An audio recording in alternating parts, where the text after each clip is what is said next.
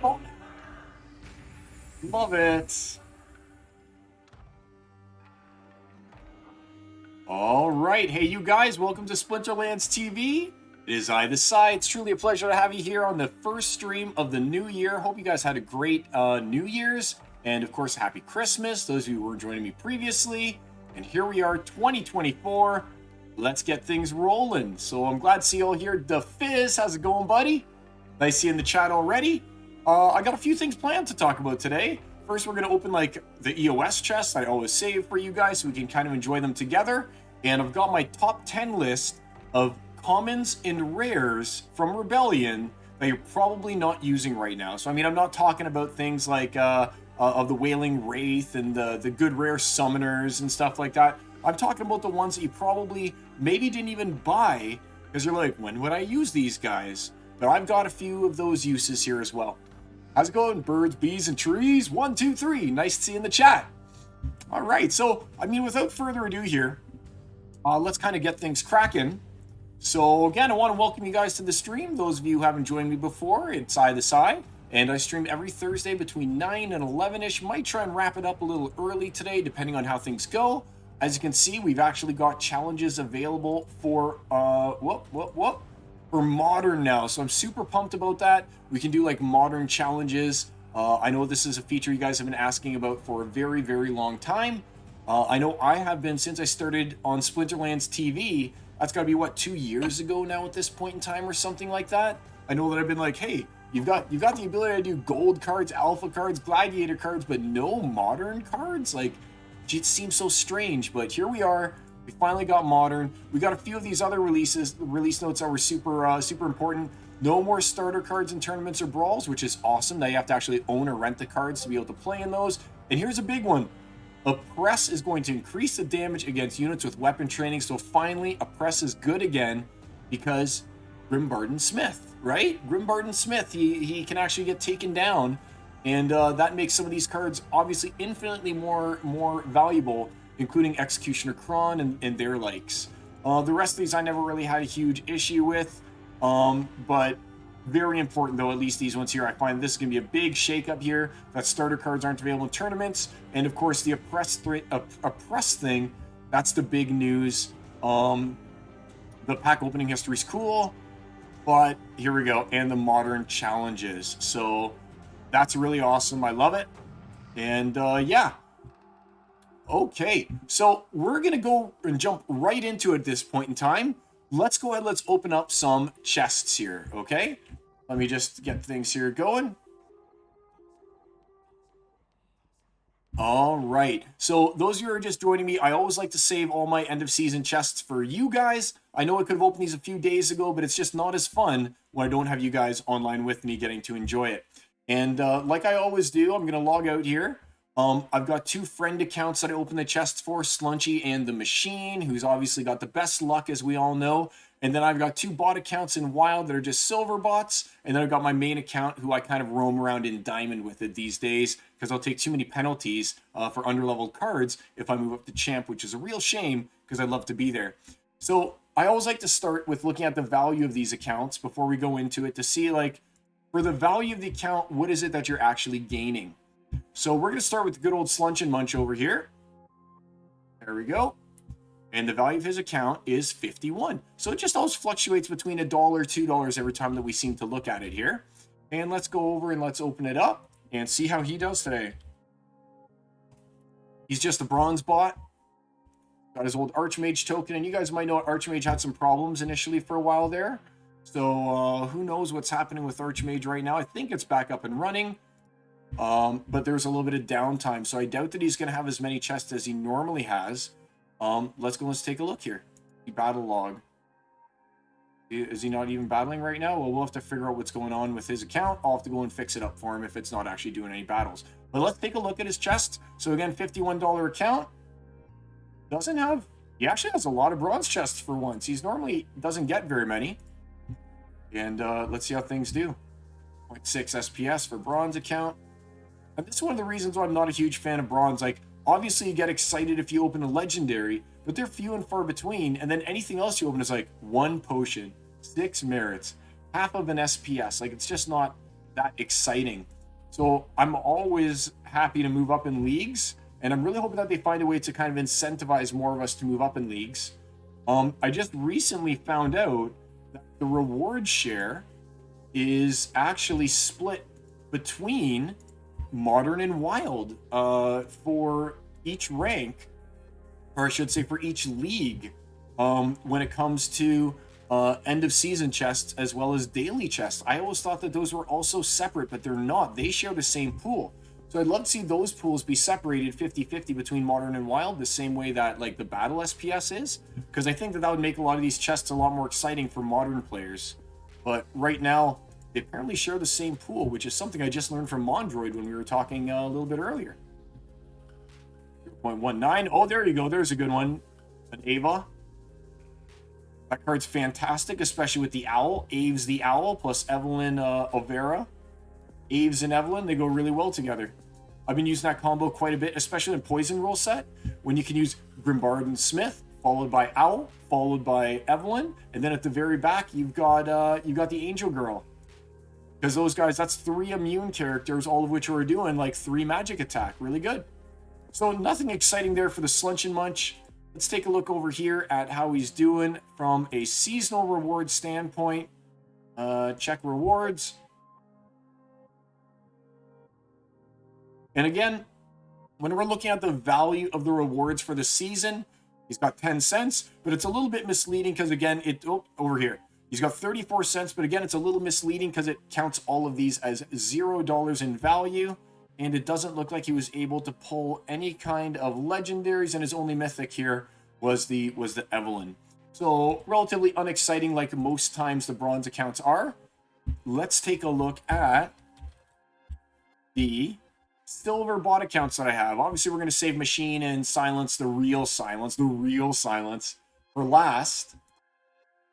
And we'll go, let's close that guy up now. We don't need you open anymore. And let's go and let's switch account into Silence 3. And here's the value of this account. Again, I own all these cards. It's $348, so almost $350 is the value of the account. And let's see how we do with Silence 3's end of season rewards. Name. And again, these 2 bot accounts are just going to help me hopefully get the soulbound reward cards that I need after unlocking them and everything, so I can make my main account stronger. Like I said, I'm in it to play, but my luck is so bad. I'm not a machine. Okay, I'm not machine. You guys know that my luck is not the best when it comes to pulling legendaries. Yes, there we go. Oh my gosh. If only that was my main account. You guys know how for like months now I've been saying I'm short 1 Usit to get my Usit level 3? If only this was my main account, I'd have an Usit who can heal. That is so game-changing. So I guess eventually when we're able to unsoulbound and unlock our cards, I can transfer this guy over to my main account. I'm so pumped. Finally, even though it's not the right account, I'll finally be able to complete my Usit. So I'm pretty happy about that. We're starting off strong here. Oh my gosh, it's a double. It's a double, and it's a Byrrc Snake Eyes. And as we know, weapons training is actually, it's off the hook these days. So I will gladly take some more weapons training, even though Byrrc's is she's a little stinky, let's face it. But still, I'm not going to complain about 2 legendaries within the first 6 chests. Like, this never happens. At least not on these silver accounts, right? So, go bot extraction. Yeah. Love it. How's it going, everybody? My music is playing too, so I can barely hear you. Music. Uh-oh. Pretty happy, just made $60 short in the market. What site? All right. So I hope that you guys can't still hear the music. The music was turned up there for now it should be down, right? Can you guys still only hear music right now? Yeah, my luck has been used up for 2024. But is the music off now? I just want to make sure because I hear some people saying I can barely hear you. Uh, audio output, music in the background. I'll try and turn it down. No music? All right, good, good, good. So the music was fine. Oh, you're talking about your own music, and now I turned it down for everyone else. Oh well, it's fine. It's fine. It's all good. It's all good. But yeah, there we go. So two in the first screen, we got double with the bot extraction. Yeah, bots, go, go, go. And the Gobson Bomber. I'll take it. Gobby Bombs here has been so amazing for me lately. If you know that they're going to be running an Izzyar, or you know that they're going to be running a, what's his name? A Mycelic Slip Spawn, if you pop in that random max level Gobson Bomber, it's like instant doom. It's so good. Like, I was always wondering, is he going to really pay out the way that we think he is, or is he not? And he pays out. He pays out. So, oh, another golden Gobby Bomb. I love it. All right. Get down here. Finish off these silvers. Oh, man, I cannot believe we got two legendaries. You know what the ironic thing is going to be? Is there's still no time frame on when we can unlock these soulbounds. So I'm going to be sitting here with the soulbounds I need on my main account. I'm not going to pull them on my main account, of course, because now my luck's been used up, right? And they'll just be stuck here on my alt account till the end of days, as far as I can tell. Because there's still so much debate about how to even unlock them, right? It's just like, okay, just make it free. Give us free unlock on it. Like, just give us free unlock. Yes, a Krarzok or a Krak Zarok, or however you pronounce this guy. I love this guy again because of weapons training. All weapons train this Zok all day long. He loves to be weapon trained. All right, so I mean, hey, it's hard to complain about that kind of an EoS, right? It's hard to complain about that. I just want to go in and want to say hi to Def Biz, Birds, Bees, and Trees, Ime Wanty, the Ank 12C. We got, who else? Black Torch 09. How's it going, buddy? Eternal Paw. And yeah, those are the guys who are watching right now, at least who said something. CS Cable in the house. I know you're here to win all of the duck races, aren't you, CS Cable? I know you are. But welcome, welcome, everyone. All right. Let's go and let's find out what the season summary is now for Silence 3. Check rewards. Let's see how he did. Again, we're looking at a deck value of about $350. How does that stack up? 278 in SPS, and we got an Usit, we got a Barracks, and ooh, all right, a Noah the Just, who I also love to weapon train, along with the Cracks of Rock. Okay, cool. So this is actually so happy for me. I just need to be able to somehow transfer this Usit out of this account. Like, please don't make it take until like 2025 for me to unlock this Soulbound. That would just break my heart right now. All right, let's get out of Silence 3. Let's switch to Silence 2. The other bot account, who will probably open another Usit. Let's face it, he's going to open Usit number 2 of the day. Oh my gosh, if he really does open an Usit now, I've just jinxed myself. Silence 21, Silence 2. All right. Logging in. The Dark Harvest Guild. I don't know if I want to join any guilds at all right now, to be honest with you. Let's hide.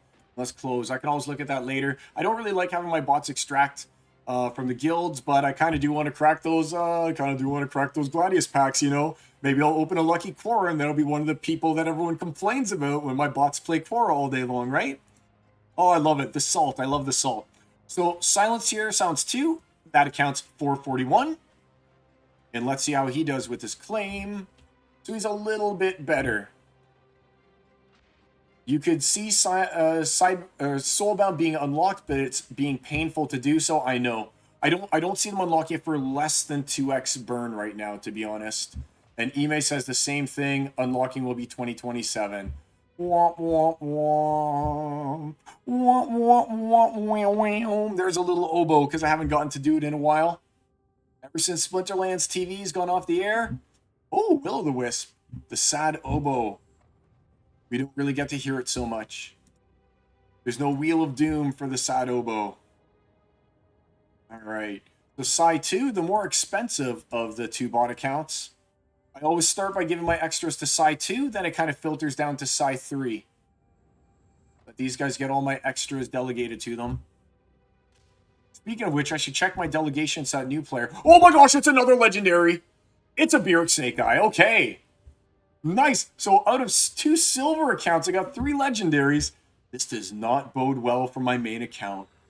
It does not bode well. But hey, happy 2024 to the Psy guy. I'll take that legendary, even though it is a Birix. Actually, she starts off having good weapons training. Now that I think about it, this is a 1-star with a 3. And as we know now, that 3 is like the max that you can do. So I actually, like, even just a 1-star Birix is good now. I think that this account may already have a 1-star Birix. I'm not sure. But like I said, I'm not going to complain. There's another Rouser Rock. 57 SPS. That's a silver jackpot right there, guys. Silver jackpot. 57 SPS. I'll take that. That's a $1.50 worth of SPS right then and there. Go. But man, I really need these soulbounds to be unlocked. I really need the soulbounds unlocked. 0.2, 1.4, 9.38. That's another goodie. For silver, that is, right? For silver. It's another good one. For silver. All right, and will this guy pull off even one more legendary right at the very end? Pop. 44 SPS. This is like, they're like, you know what? We're not going to give you any legendary cards, but hey, we'll give you a ton of SPS. So hey, the Splinter Gods are merciful today. RNG has blessed me with SPS and legendary cards, right? Let's check out the season summary for Silence 2.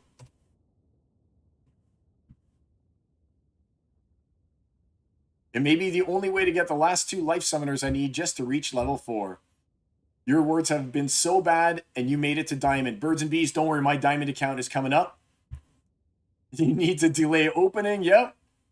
It's nice to see someone winning big. Oh, yeah. All right, so let's take a look here at this account. Again, I haven't looked at it. $6.38 worth of SPS on a silver account. That's like fantastic. There it's $3, $3.50, $1.50, $1.22, $1.50, 2 bone.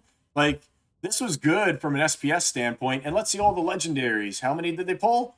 1 Birix and an Ava. Nice. 1 Birix, 1 Ava. We got the Raxarok, who's obviously awesome these days. Loving it. Jeez. Today's the lucky day, I guess, for those opens. So let's log out. And let's get into our friend, the Machine, who I've been talking to. And things are obviously slowing down. He's in like construction work, right? But now that it's winter here in Canada, we got snow on the ground and everything. Hard to work on roofs. Hard to work on roofs when you got like a foot of snow on there, right? So I think things might slow down. He was talking about wanting to get back into it, especially when I messaged him and told him, hey, last week he opened 3 gold foil Usits all in one chest. And then he was like, ooh, maybe I do need to look at my account again. And I'm like, do you know how long I've been trying to get my final Usit? Do you have any idea? And you're just like, willy-nilly gold account, have 3 Usits, right? All right, so let's go. Let's check him out. Hopefully we can get him playing again. Like I said, he's been super busy. He's a working man right now. All right. 5,600 is the value of the account. And let's find out what's going on here with his claim. Sorry, guys. I'm still getting over quitting smoking. Oh, man. I've had this cough. It just doesn't seem to want to go away. But I'm now smoke-free for almost 2 months. I haven't smoked anything. I haven't smoked cigarettes for like years and years now, but not even any pot. I haven't even taken a drag from like a vape. Nothing. Totally clean. Feels weird. But here we are. All right. So we got the gold chest here for the Machine with his $5,500 account. Let's see if he'll be able to pull anything good. I would be surprised if he didn't. I would be truly shocked. I think there's only been like, what, 1 week out of all these years that he hasn't gotten like a legendary or 2? And then he makes up for it the next week. Oh, there's an Evelyn. Swamp Spitter. I got my Swamp Spitter to max. He's such a boss. Go. Muskrat. Or Markstrat, I guess. Halfway through him. Come on, machine. Pop yourself a nice little legendary. Have yourself a legendary New Year's. On something Gouda. Go. Uh-oh. You know what? If it doesn't happen for machine, you guys know that I believe in the gambler's fallacy. That means I'm loading up. Oh, double clockwork. That means I'm loading up for one for the Psy account. And like I said, I switched from champion down to diamond because now the rebellion's out, and I don't have all of my rebellion up to where it needs to be able to play in diamond or in champion or even diamond. To be honest with you, like my commons are level like 5-6 kind of deal, you know, and my rares are level 4, 5, 6. So I don't want to take some huge, like, hey, negative 50% on that win, you know? Just for the honor of playing in a higher league. And look at that. Machine didn't really pull any legendaries. Let's check his account. I wonder if he got any, though, throughout the season. Right? That's the real deal over here. I'm shocked right now, though. I'm shocked. I'm shocked. All right, machine. Check your seasonal rewards, buddy. He's got to have like triple gold foil over here, right? He's got to have triple gold foil. So 821 in just SPS. Whoop, what am I doing here? 821 in just SPS, and let's shark through his account here. No legendaries. Oh, there. Oh my gosh, 4 Musas. 4 Musas. First 4 Musas. 4 Musa Celine. It was probably all in one drop too. You know what? Let's look. Let's find out. Find out where they were. Let's find out where he got those guys. All right, so these are seasonal rewards. Let's just go to reward lookup here real quick for just his daily rewards. Let's see. How many drops did he get in order to get those 4 Musas? Was it over 4 days, 3 days, 2 days? All right, so this must be the... No, yeah, 9 chests there. Oh, there's 2 Musas too. Oh my god, back-to-back Musas for this guy. Like, just getting gold chests. He's like, yawn, I'll take 4 Musas over 2 days. All right. Whatever you say, machine, buddy. I'm going to have to send him a nasty message. Like, what the heck, machine? Get everything. Get everything. All right. Let's go out here and let's check out our guy, the Psy. So here we are. Ooh, 11K. So prices are going up. Because I think I was at just straight even 11 last time, and now I'm at 11.8. So, I mean, I'll take it. Let's just take one quick look here at machine. I gotta just check machine and see how many Musas he's got at this point. Playable, owned Soulbound from Chaos Legion, and in Legendary. How many Musas he got? Oh my gosh, he's short 2 Musas to max out. Wow. Okay, machine. All right. Look at that. He's got, like, if I turn on gold, look at this guy.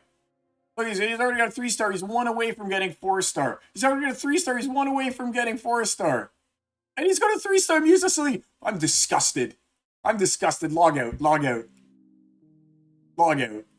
Gross. All right. Here we go. Let's log into the Psy guy. All right. So we're looking at a count of 12. Almost 12. And let's see how we do here. Gold SPS jackpot. $104. No way. Congrats, Eternal Paw. The gold SPS jackpot worth 104. Roofs and roofs are both acceptable. Good, good. Ginger and mullein and sour sop. All right, I'll give that a shot. I normally drink a lot of hot toddies, so to help with my to help with the cough. So hot toddy, for those of you who don't know, is lemon, honey, and a little bit of whiskey or rum. You mix all those together, and it's really soothing. I like to use like tea and stuff like that. Ime got 0 on all accounts. Water legendaries seem to be the stingiest of the bunch. Yep. All right. Here we go, guys. So, let's see how we did. Come on, something good. I think I got a lot of chests, too, since switching back to diamond. I think I get, like, double the champ chest, which is nice because it's, half of the percentages of opening something good, right? So you need twice as many. Noah the Just Times 2. Yes, I need Noah. Noah's so good with the new. His name is slipping by me right now, but he's so good with the new weapons trainer. I love to put like either Noah the Just in front, or I like to put what's his name, Grimbarton Smith in front, and then I'll put like actually I put Murdali Guardian in the back most of the time, and then I've got like just the ultimate magic team. It's so good. All of these guys that can actually go and do weapons training, they're all bosses. Oh, it's a legendary! It's Beerix! Today is the day of Beerix, everyone! You get a Beerix, and you get a Beerix, and you get a Beerix, and you get a Beerix! Today is the day of Beerix. I'll take my 2 Beerix. Better than nothing. It's funny though, so when I was trash talking, I was like, even though it's a Beerix, and then we all get Beerix. All of us except for Machine, who gets Musa Celine, right? Oh, Beerix. You're everywhere, buddy. If only it was an Usit. I need an Usit so bad. 109 Splinter Shards! Yeah! Alright. I'm not a big Splinter Shards fan, but it's in the triple digits. I mean, no complaints, right? No complaints. On, baby. Hook me up. Oh, one legendary. Oh, I thought for a minute it was shaking, but no, it was just my hand wobbling a little bit because I'm getting old. 71 SPS. Right there, we're probably at like 200 SPS so far. And 2 Beerix. Yay, Beerix. And I'm also at the point when all my stuff is maxed as well. So I'd really love to see that unlock as well. Because my Swamp Spitter is maxed. My Coastal's maxed. Gobson Bomber's maxed. It is getting hard for me to find cards I still need. Ravenhood Warden is maxed, you know. 800 merits, half a pack. 28 SPS. 85 SPS. Like this Ferox Defender's maxed. So far, aside from Beerix, I don't think I've gotten a card that isn't maxed yet. So I can only imagine those champ players and how frustrating it must be for them. I think that might max Tenacious Grunt for me. Fungus Flinger, not maxed yet, but I will max him. He's so good with his blind. His blind is like key sometimes. Fire Callers. There we go. My Imperial Knight's maxed. Uh-oh. Please don't make it just be SPS and Beerix. Come on. I need that Usit. Please, Usit me. 24 SPS. I'll take it. Please. Usit, I know you're hiding in here.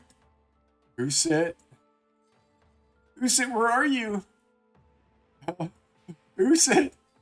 All right, Usit. Please be in here, Usit. Please. 100 SPS. All right. It's no Usit. But I'll probably need that 100 SPS to unlock my Usit in that other account, right? So there we go. All right. Well, that was pretty cool. We got to go and we got to unlock, what, hundreds of EoS chests?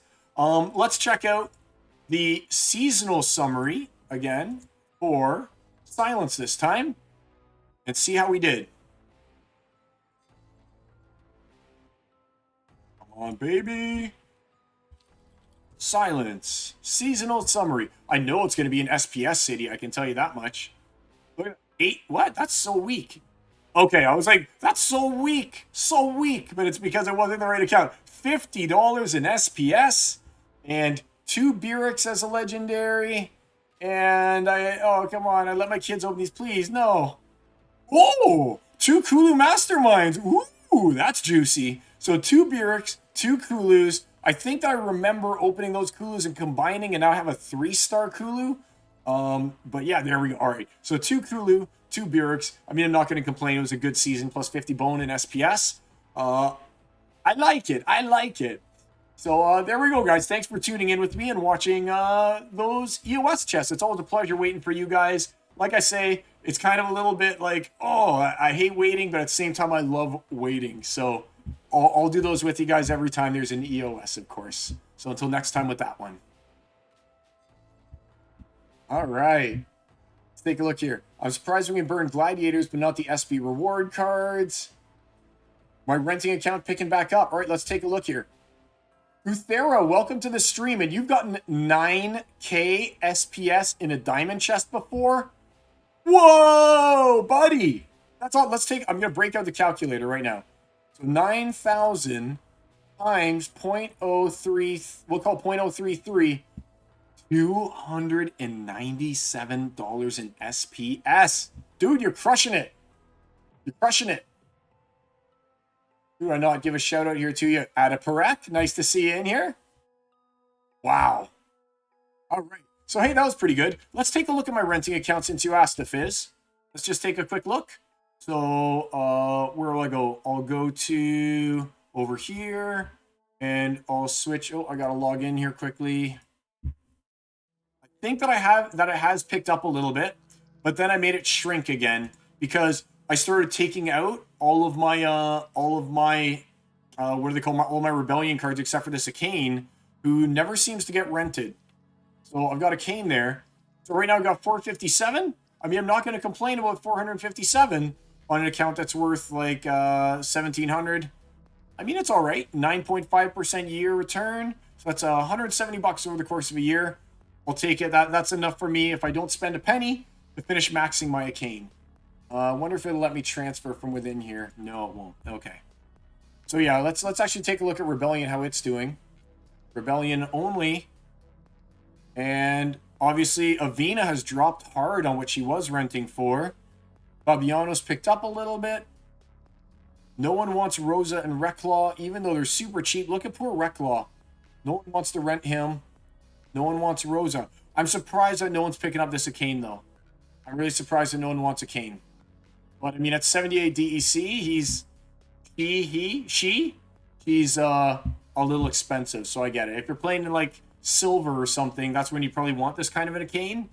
And, I mean, that's a lot of DEC to eat up per day just for Arcane. You're probably not getting the payout, right?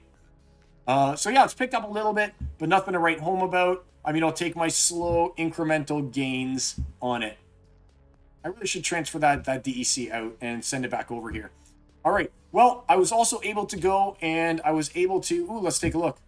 You're on the leaderboard at Splinter Share, but you got pushed off by the 16K winners. Oh, man.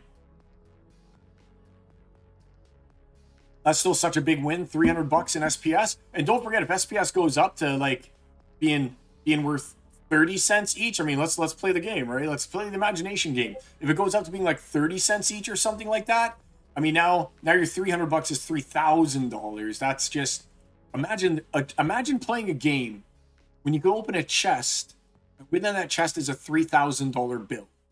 Like, all right, I'll play that game. Obviously, it doesn't happen often, but I mean, I've gotten a multi-$1,000. Have I got? No, not multi-$1,000. But I think I once opened a chest that had like 1,200 SPS in it or something like that. It was something. All right. What was I going to do next? That's right. Let's open up these chests, or the packs that I buy. And you know what, guys? I did break down. I told you I'd never buy another pack of Magic again. They tricked me. I walked into my local gaming store to look at like Dungeons and Dragons stuff and everything like that. They're like, oh, hey, Carl, do you need a pack for your stream? I didn't really want to tell them. I'm like, ooh, Magic kind of sucks for me right now. I don't really care about Magic. They're like, we've only got one collector's booster left of Lord of the Rings, Tales of Middle-earth. And I was like, oh, man, why did you even have to say that? Because you know if you walk away from the last pack in a box, even though it's $45, it was $45 after tax, like $46. I just couldn't leave this one there. I know, Ime, I know. I have the willpower to quit smoking, but I can't stop the pack buying. Like, they literally were like, it's the last pack. And then they went and they sold it to me. And then it's so funny, because then afterwards, like, they take the box away and they're like, oh, it looks like we've got a few more sealed boxes behind it. So it's only the last pack in this box that they had. They know how to tug at my heartstrings, and it worked. Speaking of tugging at heartstrings, I finally finished watching Attack on Titan this week. Man, that is a good anime. And they wrapped it up so clean. Like, I don't know if you guys are into anime at all or anything like that, but Attack on Titan, it's finally over. The final chapter of final chapters of the final chapters is out. It's worth watching. It's worth finishing that show. And you will get a conclusion. And that's all I'm going to say about it. You will get a conclusion. Yeah, my willpower is weak when it comes to... It's like my first love. My first TCG love. The very first TCG I ever played back in 1995 was Magic the Gathering. So it's hard for me to break up. It's like I'm breaking up with a good friend, you know, when I don't buy my pack of Magic. But I'm holding off. I swear. I'm holding steady after this. It's my last one. I swear, guys. I swear. I just need the cardboard crack. Like, oh, it smells so good. Oh my god. All right. So let's go and let's open some of these other packs because I treated myself. I also justified. I was like, it's Christmas. I got a little Christmas money. I'll spend all the money I got on Christmas on one pack. Like, yeah, that's how we do it. YOLO, you know? But I am still doing my rebellion buys. So let's just take a quick look here. Hopefully, I've collected enough vouchers to be able to just open these packs without doing any kind of transfers. Only 11 of them. Darn it, and I need more than that. So let's claim my staking rewards. And then we'll claim my rewards down here. So I got 105 in staking rewards. I've got 921 in battle rewards so far. In like battle and season chest and stuff like that. Got 921. So that's over 1,000 SPS that I've generated between the season plus a week. Like, I'm pretty happy with that. And while I'm here, before I forget, I may as well go and collect the land and everything as well. Harvest all. So I'll start by harvesting the grain, confirm it, and then I'll harvest my beautiful SPS.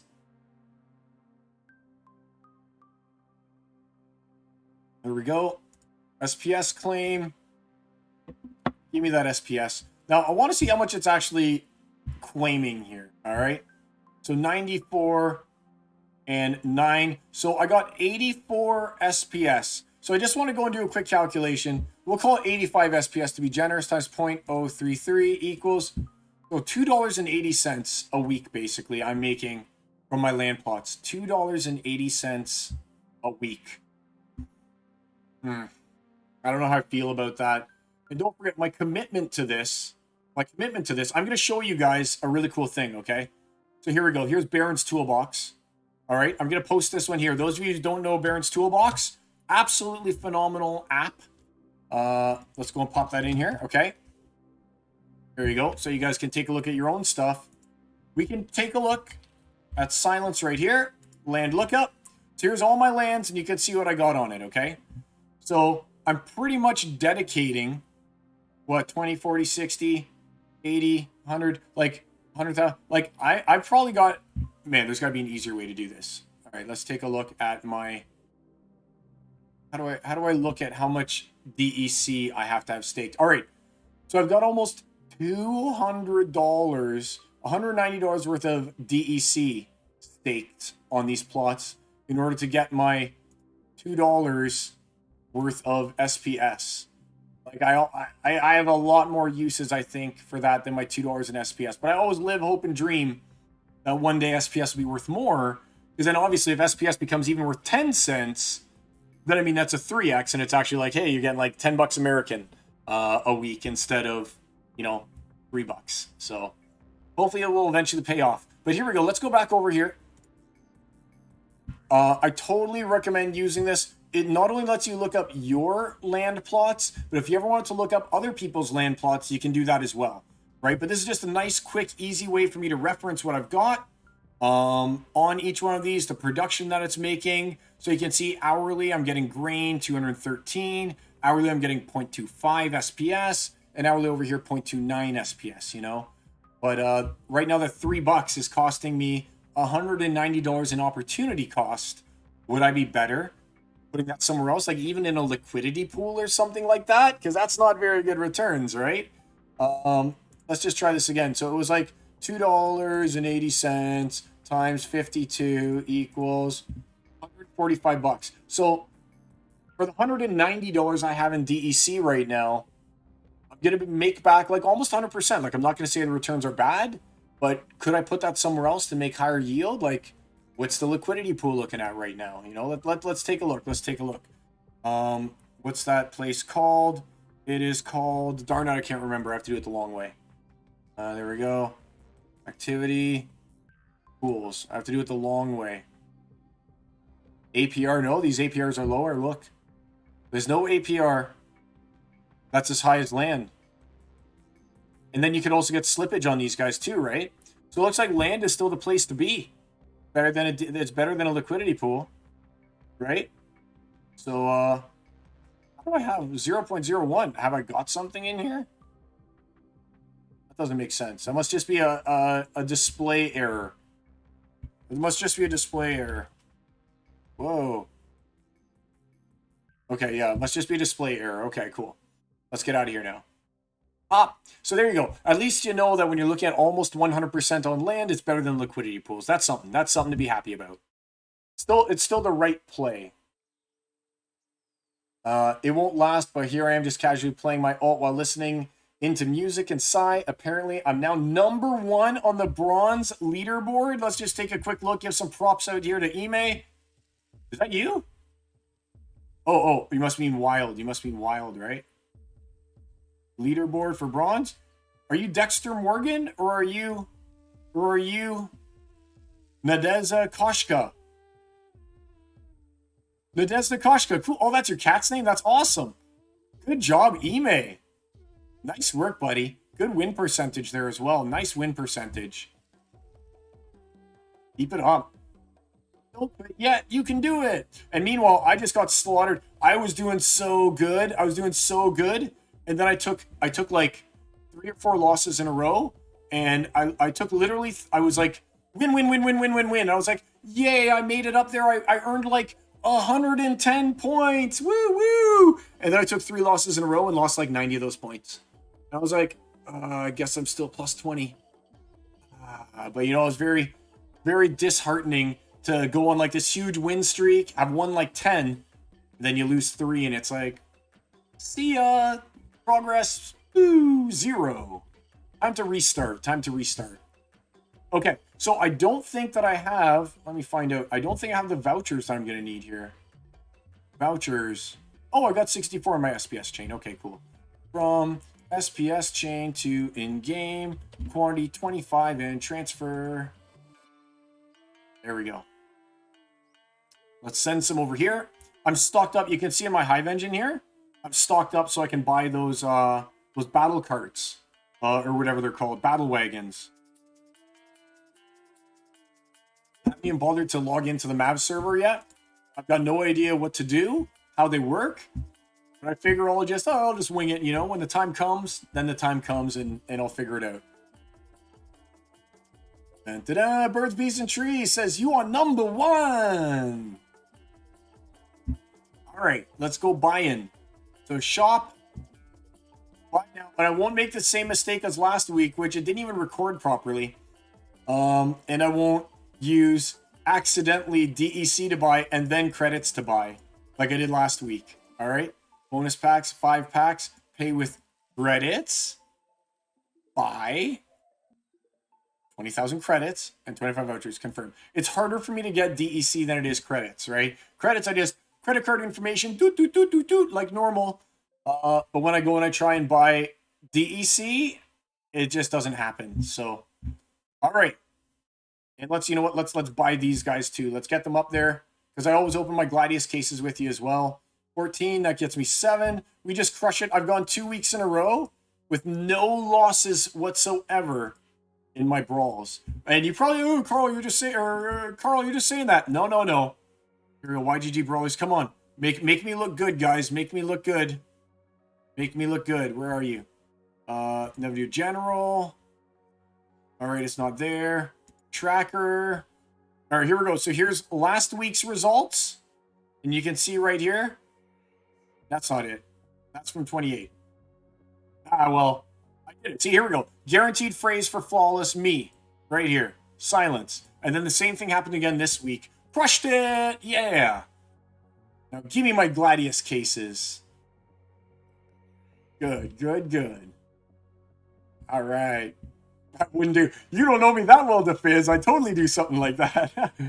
What's it called? Stolen glory! All right, so let's just open all these out at once, I think, right? All right. So here we are. Let's see how lucky we can get going ahead and opening a couple packs here. We'll start with opening 2 of these. I like to open them in sets of 2, and we'll kind of alternate between opening Gladius and opening a couple Rebellion packs. We'll build the suspense a little bit, and we'll see how we do. But I'll always try and open more than one at a time, because I like to have them flipped down in like a nice little row like this. And don't forget, I think it was last week, maybe not last week, the week before, when I opened that gold foil, what's her name? With 2 attacks, and she's got evade and everything like that. She's awesome. Oh, that could be Cora. Quora! It's a Quora! Yes! All right! Working my way up in the world, you guys. If only that was one of my bot accounts, then I could just dominate silver. Nice! Quora! That's like better than a legendary, right? It's better than a legendary. All right, let's open some of these guys now. Quora! Dun, dun, dun, dun, dun, dun, dun, dun, Quora! Yeah, I am lucky this week. This has been like my lucky week, birds and bees. All right, here's what I really want, though. I literally need rebellion cards. Ooh, these guys are worth like 30 cents each, 40 cents each. I'm lucky I kind of started selling these guys when they were way higher, and I'm glad that I did. Only because there's no way I'm getting to 400. There's no way I'm getting to 400 with them. So I gotta just kind of sell. Oh, 1, 2, 3. Well, hit them all. So I gotta just kind of sell them out, unfortunately.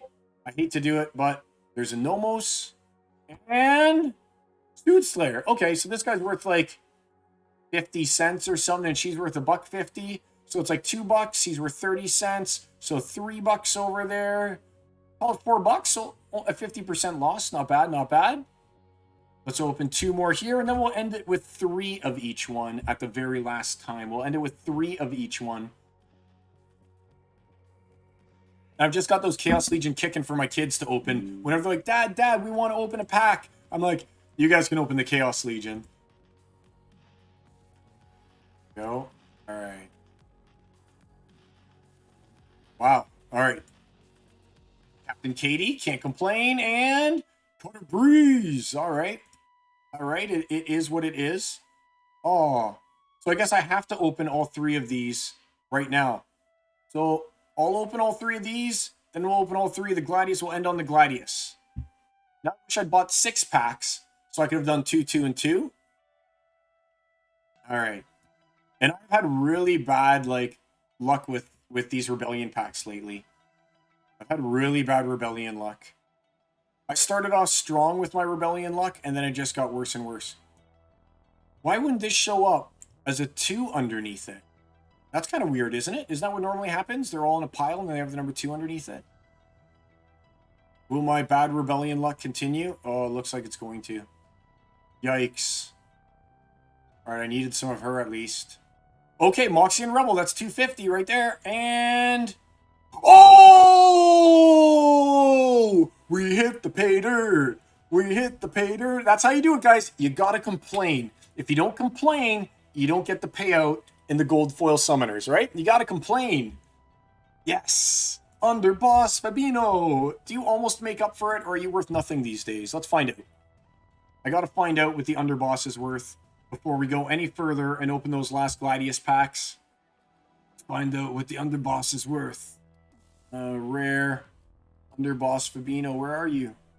Who's the Underboss? There he is. 1015. So that makes up for 2.5 packs right there in Fabino. I'm gonna just list them for 1049. 10. You know what? I want them just sold. And one thing I have been noticing, you guys know I'm gonna sell them at a slight discount. You guys might have noticed that I've always talked about selling all my gold foils as soon as I get them.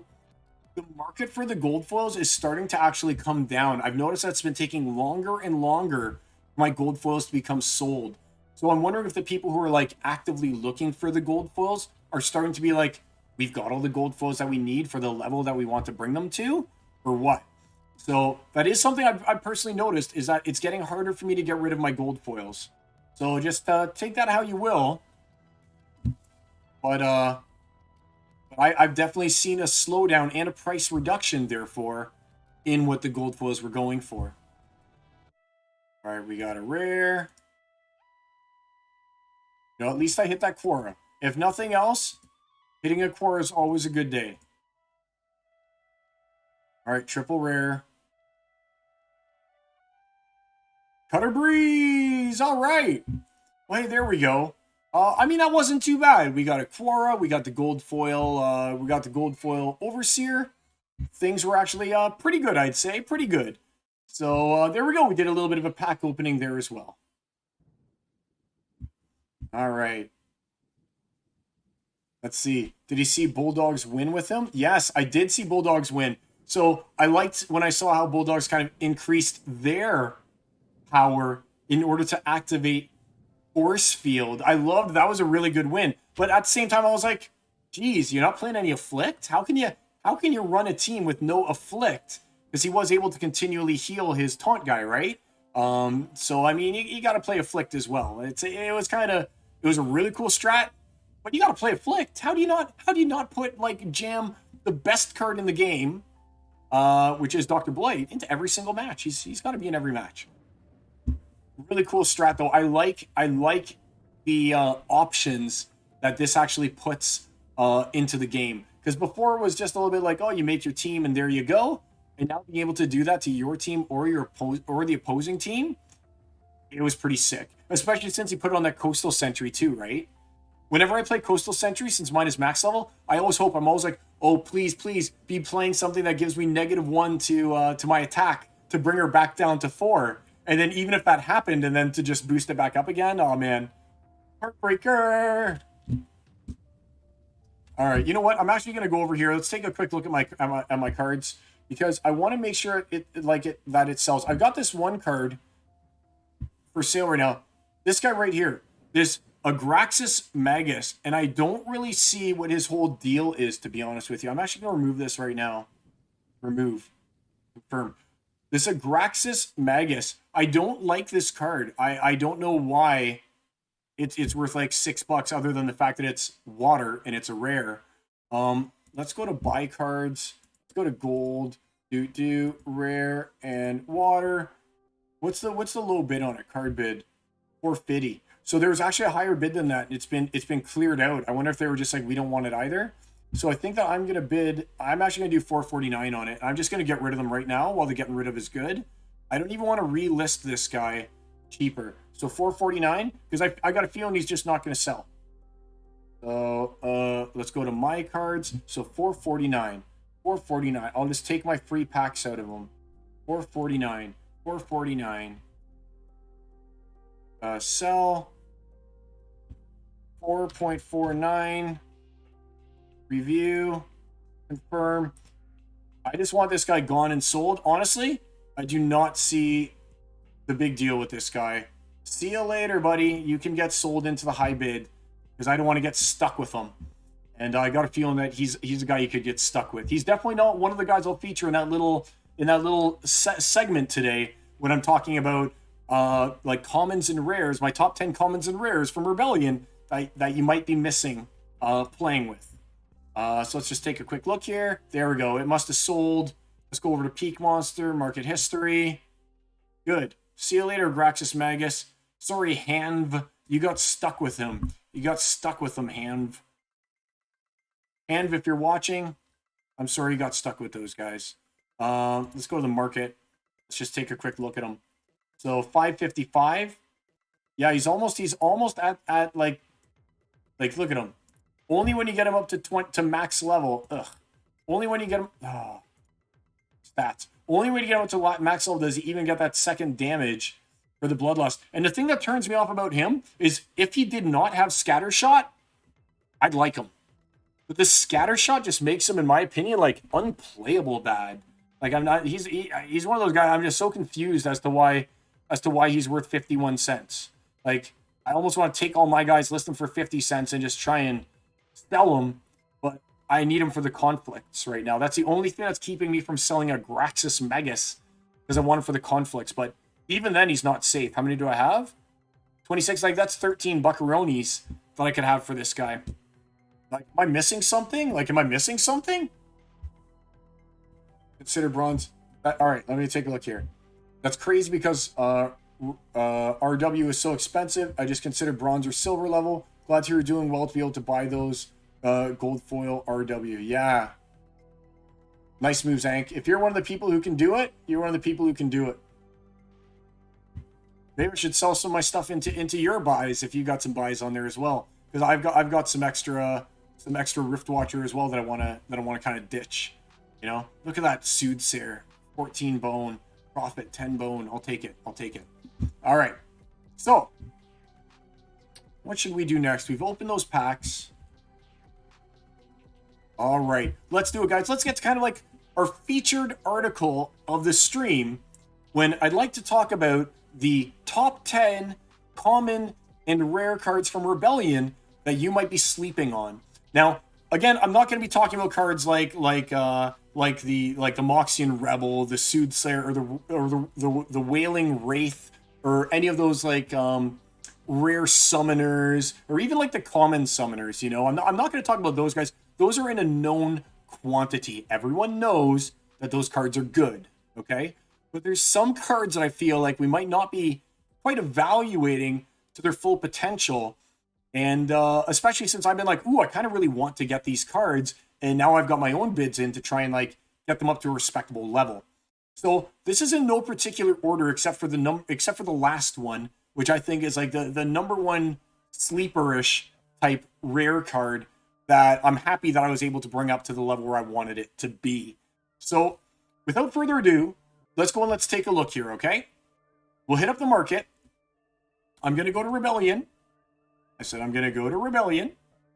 We're going to choose the old Regulato. And we'll do commons and rares from all of these elements, okay? So I'd love to know... Oh, you've got a level 3 GF Mantaroth? That's Insanobots. That's Insanobot. Well, we know Lurking Puffer's good, okay? We know Lurking Puffer is good, Ime. So we're not... like I said, I'm not going to go and talk about like Lurking Puffers and stuff like that, because those are already known quantities of being good cards. I'm going to talk about some of the cards that probably aren't talked about that much, but I feel are worth getting up to a certain level at least. Like, we all know Goblano Soldier is great, same with Nimble Duke Scout and stuff like that. But what about cards like... Let's take a look at this guy first, all right? What about cards like Udrak Mystic? So this guy actually made my list for a few reasons. One, he's low level, right? Two, he actually gets Void. And three, he's got Lookout. So there's going to be some matches when you're just like, okay, either it's magic only or something like that, and you're using Immortalis, and you've got your Slip Spawn or something, and when you pop this guy next to Slip Spawn, if it's like a sneak or snipe attack or something like that, like he's going to automatically reduce the damage even further. So if you end up getting something like Sniper Opportunity with magic, and you've got Slip Spawn, then this guy here looks out on the Slip Spawn, you're already reducing it, he could theoretically take like 0 damage because of this, right? The fact that he's also 4 mana, and he's got a nice little butt on him and stuff like that, means that you can pop him into what's called Little League or something like that, whatever the one is that's 4 mana or less, and he actually acts as a really good tank for you in those magic matches that you might be having. And again, if it's like Sneak or Snipe or something like that, the Lookout's actually really, really good. I've actually used this guy he actually works really good combined with Slip Spawn. So he's one of the guys that I've kind of been like, you know what? I wanted to get him up to, at least in my opinion, I wanted to get him up to 6-star for that 5 hit points. Because he's a meat wall. He's not there to do lots of damage. He's there as a damage mitigation tool. And again, the fact that he's got the Void when it's going to be primarily a magic matchup, and he's actually got a decent amount of hit points, he's actually kind of useful, and he has paid out for me in quite a few matches. So, I mean, I recommend getting him up to a minimum of 5-star for Void, but if you can get him up to 6-star, I think it's worth that extra point of health. Like, I think that extra point of health is worth it, because again, this guy's more like utility and less doing damage, and I have had someone play a Cane on me with the Lookout, which isn't the worst. Even sneaking and stuff like that in an all sneak match, when you can go ahead and you can use the Mystic, he works out good. Like, you can just put him in second last position, and whoever gets sneaked, because don't forget, it's also sneak and snipe and opportunity. It doesn't just have to be like ambush, right? He actually does a good job as a Lookout creature. So the Mystic is one of those guys that I've been kind of looking at. And again, I feel like if you get him to 5 or 6-star, I've got him to 6-star now, right? I bought enough to get him to 6-star. Yep, he's only 1350. He's not like the worst, you know? If I got him up to 6-star, I'm happy I did. I feel like this guy's going to be one of those little key cards that lets me win games. And I'm going to just take a quick moment here, and I'm going to complain a second. When I take a look at my cards, and I've got this 6-star, right, at 100, and I find that he is perfectly serviceable right here at 6-star. I mean, look, he's got the 5 mana, same as he has a 10-star. You know, he's only doing the 1 damage. Sure, he's not as fast, and his armor might not be as great.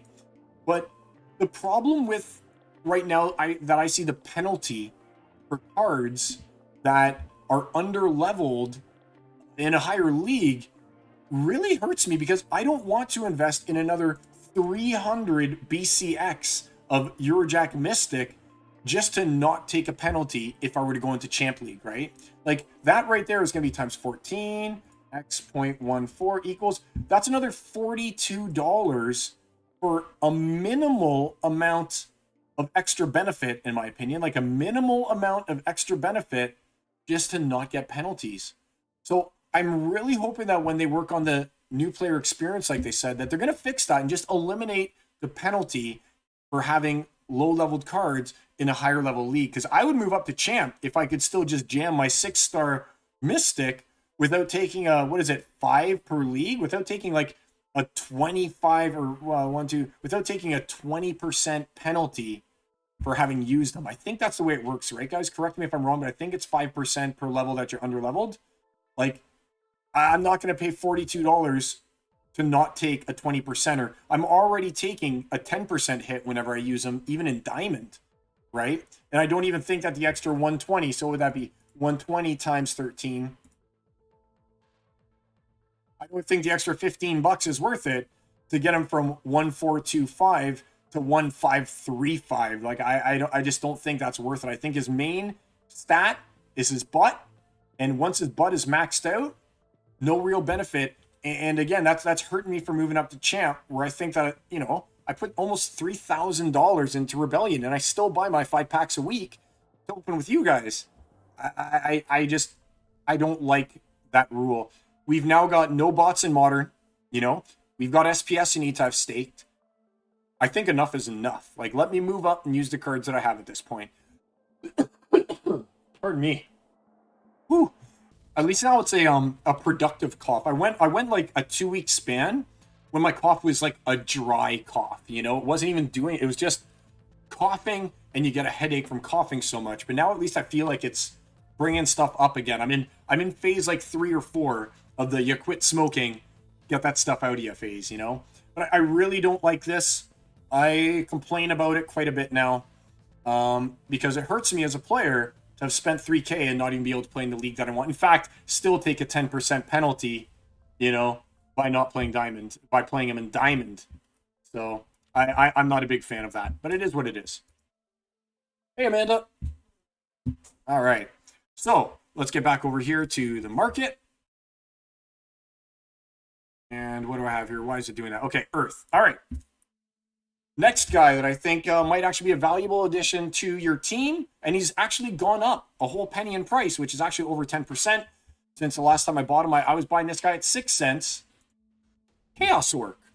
Now you're probably thinking, oh, why are you talking about Chaos Orc? Now, his stats at level 1, he looks totally underwhelming, doesn't he?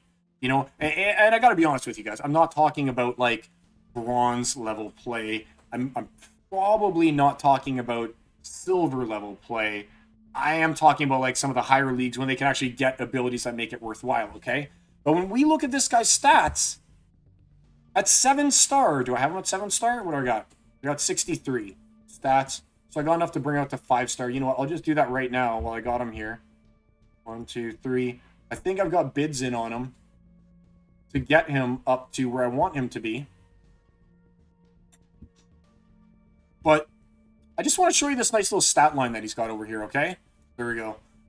I want to get him up to 7-star. He's totally serviceable at least 5-star, okay? So at least where I just kind of leveled him up, he's totally serviceable. He's got Trample. Now, Trample's all good. Pierce is all good.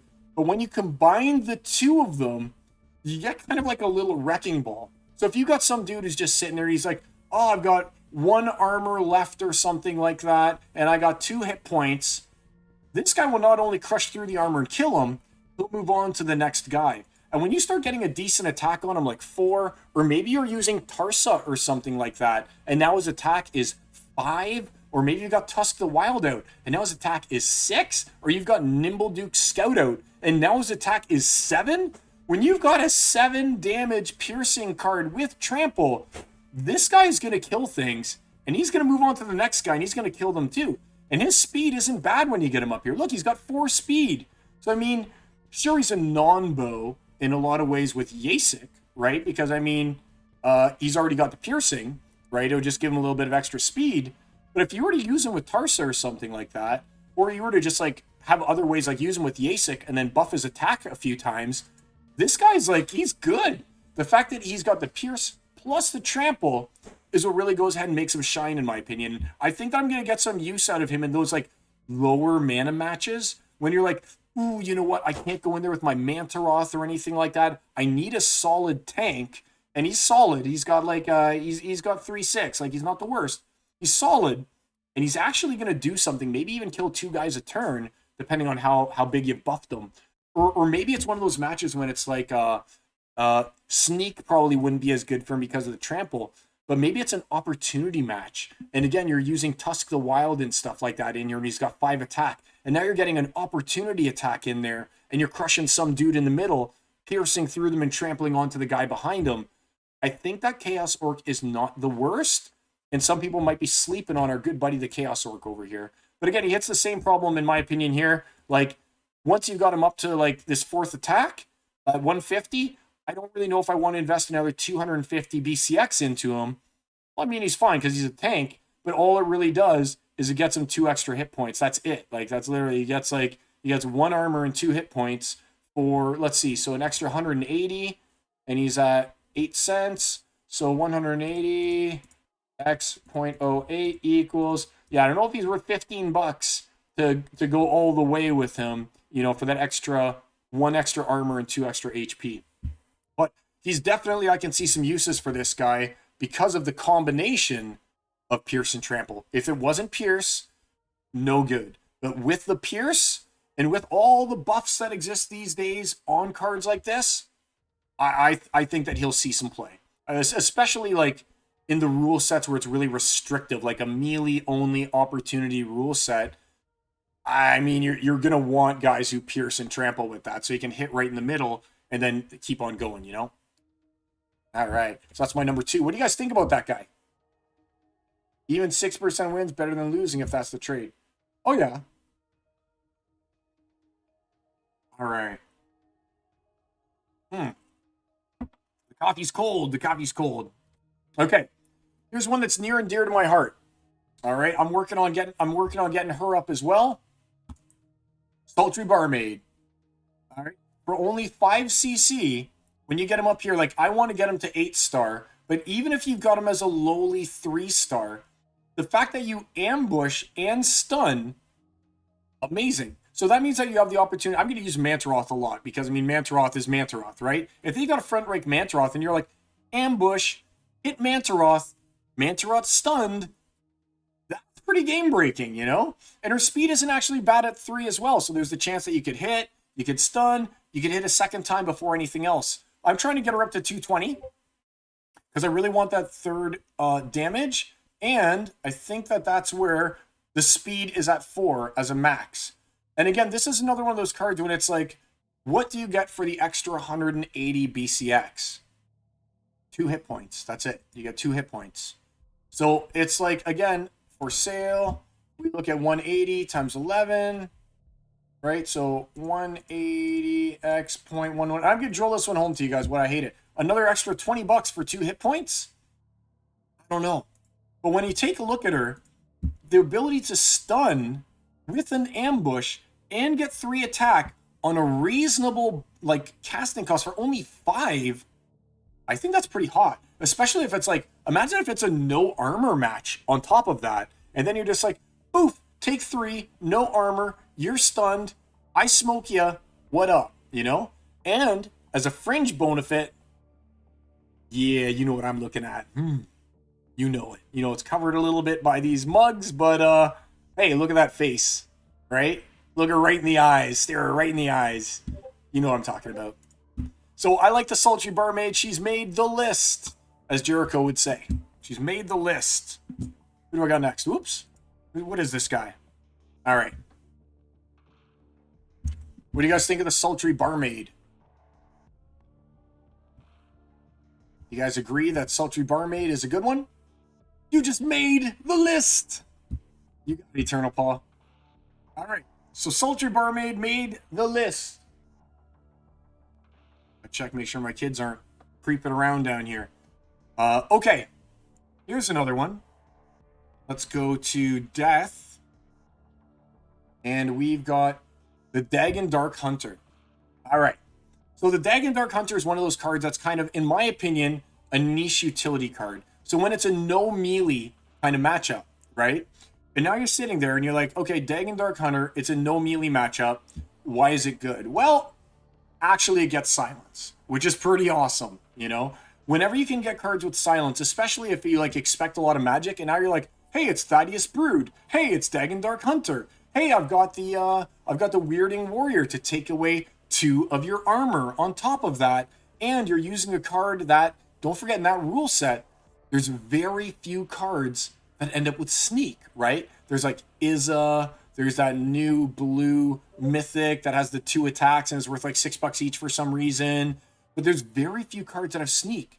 So a lot of people might protect their best guys at the very, very end. Like, they might shove their Weirding Warrior in the very, very last rank in order to be like, haha, you're not going to be able to take me out because of the fact that I'm hidden back here and there aren't a lot of ranged attackers. So not only does this guy go ahead and pull off this sneak and maybe take them out in that rule set, but on top of that, the silence is going to be so useful, especially when you combine it with Thaddeus Brood. Now you've got a -2 to silence. Like, it gets pretty phenomenal. Then you can go ahead and you can also have, like, don't forget, Death is like the debuff kings, right? You can also play with Queen of Crows in the front. Now you've got -1 to their ranged, and you've got -2 to their magic. Like, what do they have left at that point? You know, they're starting to get to the fact, like, everything just deals 1 damage, you know? So, I mean, that's not what I want to do. So, I mean, I'm starting to come around to the Dagon Dark Hunter. I think that from a stat perspective, you want to have her at minimum 4-star to get that silence. I mean, I'd love to have him at right up here at the at 4 damage. That's kind of like a luxury, though. I feel like the minimum is 4-star. What do I have? I got a 4-star right now. But again, if I were to even play this guy right now in Diamond, I would take a 10% hit to my earnings, I believe. Let me double check again here. I want to make sure that I got it right. But I mean, that's just playing Diamond, right? Even Gold, I think you'd take it. No, Gold, I don't think you'd take a hit. Details on the league, Diamond. Yeah, 6. So, I mean, I'd take a 20% hit just for using it at what I consider to be, you know, a fully useful card, right? Like I said, I'm going to drill that over and over. I'm going to talk about that penalty that I hate so much. That's what I think about it. It's preventing me, without paying thousands and thousands of extra dollars, from even being able to use the commons. And ironically, the legendaries end up being like the cheapest cards to complete, because you don't need 400 of them, right? And you don't need 115 of them. You only need to get like 11 max. Sometimes you only need to get 6 of them to play in Diamond. At least you only really need 6, you know. But for these guys, you're needing like what, 85 or something. It's cray. But there you go, the Dagon Dark Hunter. Let me know what you guys think about it, right? Birds and bees falling asleep. It's not you, it's me. Yep. You don't know about the Sultry Barmaid. You like weapons train out, you keep your attack. When will we keep armor added the whole time? I guess armor's been buffed with armor attack now. So, oh, Nilara Genic. Okay, don't get me started on Nilara Genic. This is not really what I was going to talk about, but Nilara Genic, if you guys don't have like a Nilara Genic, you're sleeping. Nilara Genic is so good, even right here at 3-star. I mean, mine's up to the point when I get stun as well. But I mean, silence and void, and you don't have access to Immortalis. Like, hello, Nilara Genic here. I just want to like shut down your entire team by putting you front rank, or even if it's like, okay, in the front you've got a Jin O'Shaughnessy, and behind the Jin O'Shaughnessy you got a Nilara Genic. Like, suddenly you're just like, I got 2 void characters, I got some silence and everything like that, and she's got a nice ball. He, whatever this thing is. Let me see if I can look at it. I'm assuming he's got like, you know, a nice fat butt on him too. So Nilara Genic, yeah. I mean, I've got good things to say about Nilara Genic, and here's my Mantaroth, by the way. Remember when we were doing that pre-release, the Rebellion reveal event, and they had some streamers on to do that tournament, the tournament that I that I won, you know? And I said to everyone on stream, I was like, guys, you got to get your Mantaroths right now, and you got to go and you got to get your Grimbarden Smiths, like, right now, pronto, chop, chop. If you don't get anything else, get your Mantaroths, get your Smiths. And people were kind of like, oh, I don't know. You don't know how many go on the market, blah, blah, blah. Well, I got mine for 23, 23, 25, 30, 35. And now they're 48, 50. They were even hit like 55 for a while here. And don't even get me started on the Grimbarden Smith. Let's pop them over here. Don't even get me started on Grimbarden Smith over here, who I was buying at like $1.50 or $1.60, and now he's 438. And this card is like doom. This card is like the bomb. I weapons train him all day long. So listen to your guys' size sometimes. I mean, not financial advice. You could have lost it all, but I mean, I knew these guys were going to be hot, and I knew there was only going to be a limited quantity of them, and that dream came true. All right. Oh no, you slept on it, birds and bees. No! Why? Why, cruel world? Why? There's still hope, I guess. There's still hope. I don't know. There's still hope. All right, let's get back to our regular scheduled show here. Oh, not battle, not battle. Back to the market. All right. Okay, here's a controversial one, but one that I found enough value in that I wanted to play with it and get it up there. And that is the Sea Dog of 8. And you probably think to yourself, Sea Dog of 8? Sai, what are you talking about here right now? But when you take a look at his stat line, once you get him up to 4-star, he's actually not that bad. Look, he gets heal, and with 9 hit points, that means he's healing 3 a turn. He's got 3 attack, and he's got the Corrosive Ward. So the Corrosive Ward is actually good.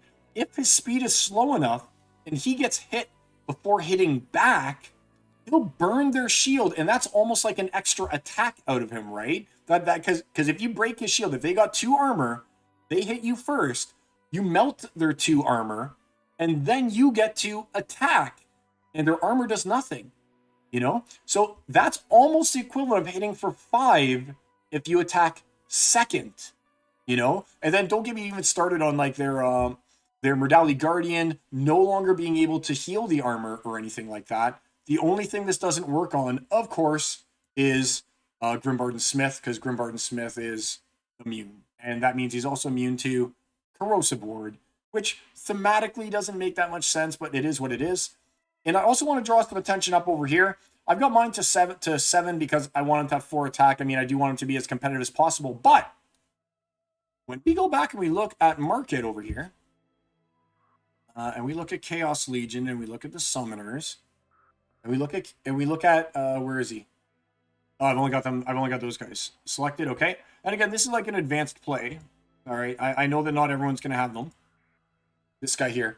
You look at Lux Vega, +1 health. Okay. And then we'll go back here. That's just an important consideration. So +1 health if you're using Lux Vega, or if they're using Lux Vega as well, right? And his hit points are 11.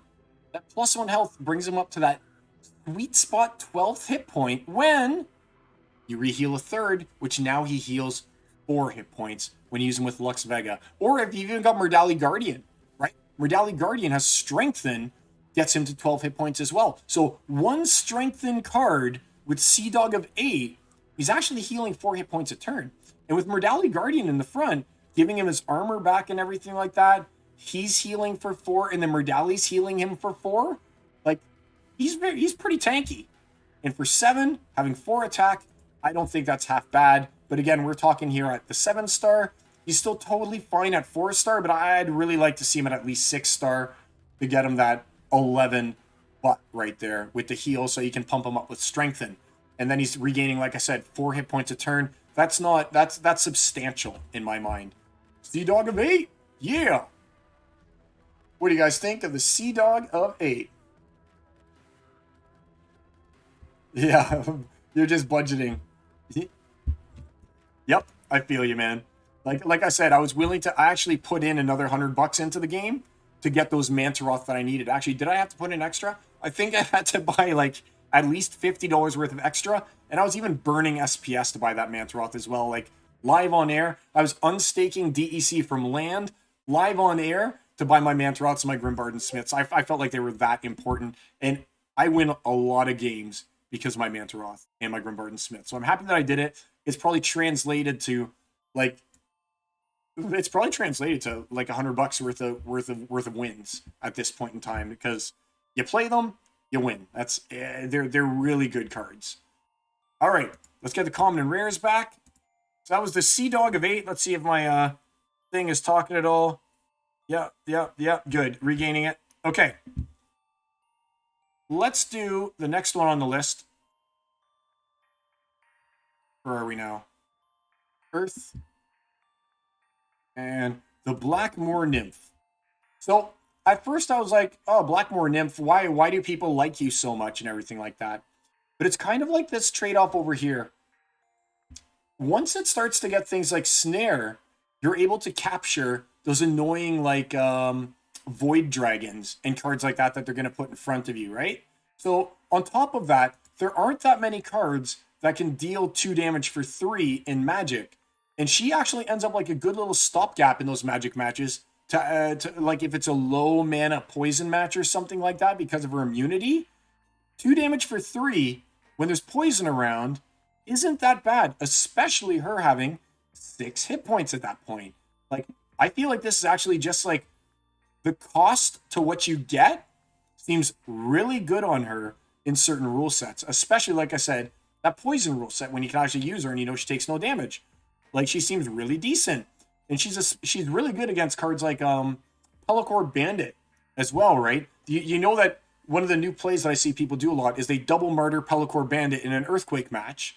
This will at least go and ensnare the Pelacor Bandit to make it take the Earthquake damage again in those kind of matches. And I know she'll take Earthquake damage too, but I mean, we're talking theoretical. She's kind of a throwaway at 3 mana.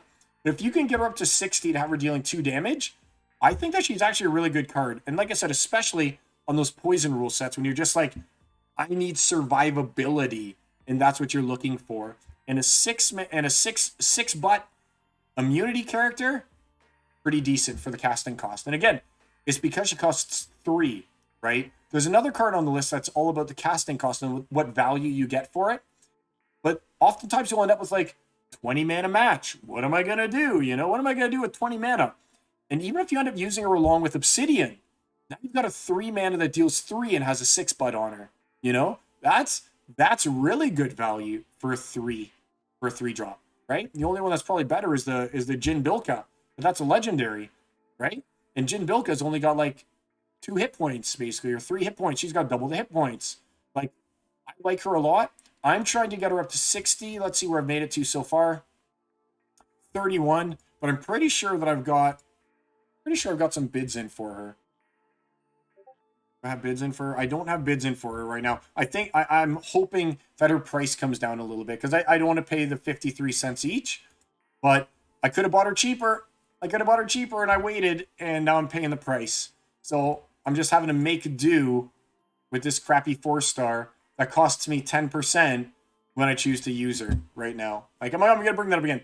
Costs me 10% just to use the Blackmoor Nymph right now, right? That kind of sucks. All right. So it's Blackmoor Nymph. What do we got next? All right. What do you guys think about her? Stopgap and low mana value for only 3 with snare and immunity. It is. Yep, you got it.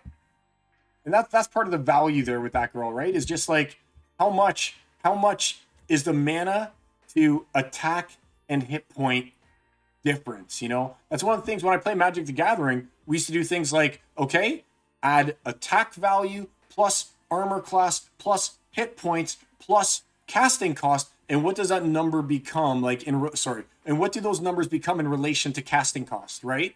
So for 3 mana, when you're looking at 2 plus 6, you know, you're looking at 8 value between the attack and the hit points for 6, plus it's got some extra abilities.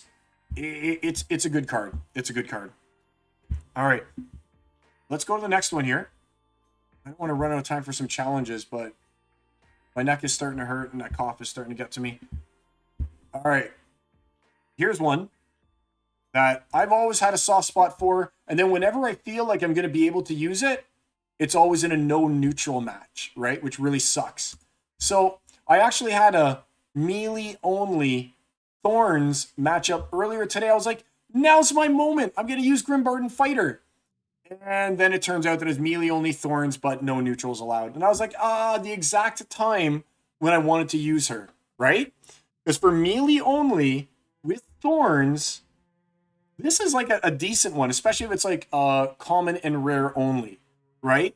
So again, a lot of these guys are situational and niche, but she's got shield, she's got the corrosive ward, and she's got reflection shield, which turns out really, really good because it's also anti-thorns. Sure, it's anti-blast, but you're probably not going to have her in like second position at that point, right? Unless we talk about my number one card. But the fact that she's actually got the shield and she's got the corrosive ward really makes her good for those instances, I guess, a blast if you can get her to work right, but also for thorns and having her in the front rank. So shield and the corrosive ward, and again, she's not fast, but she's not slow. She never gets beyond 3 speed. So hopefully she's getting hit first. And same principle we talked about. Corrosive ward takes off 2 of their armor, and then she hits, and it's like she's hitting for 5 because she also took away some of their armor, right? And especially with Mantaroth, think about it. Mantaroth hits her twice. Now Mantaroth is corrosive warded, never gets that second attack back again. Even though Mantaroth has repair, his armor is completely gone. He can't even repair himself, and she only took half damage from it. You know, and again, if it is one of those Thorns matches, he not only lost his armor, I don't know the order of operation for this. Would he lose his armor and then take Thorns damage?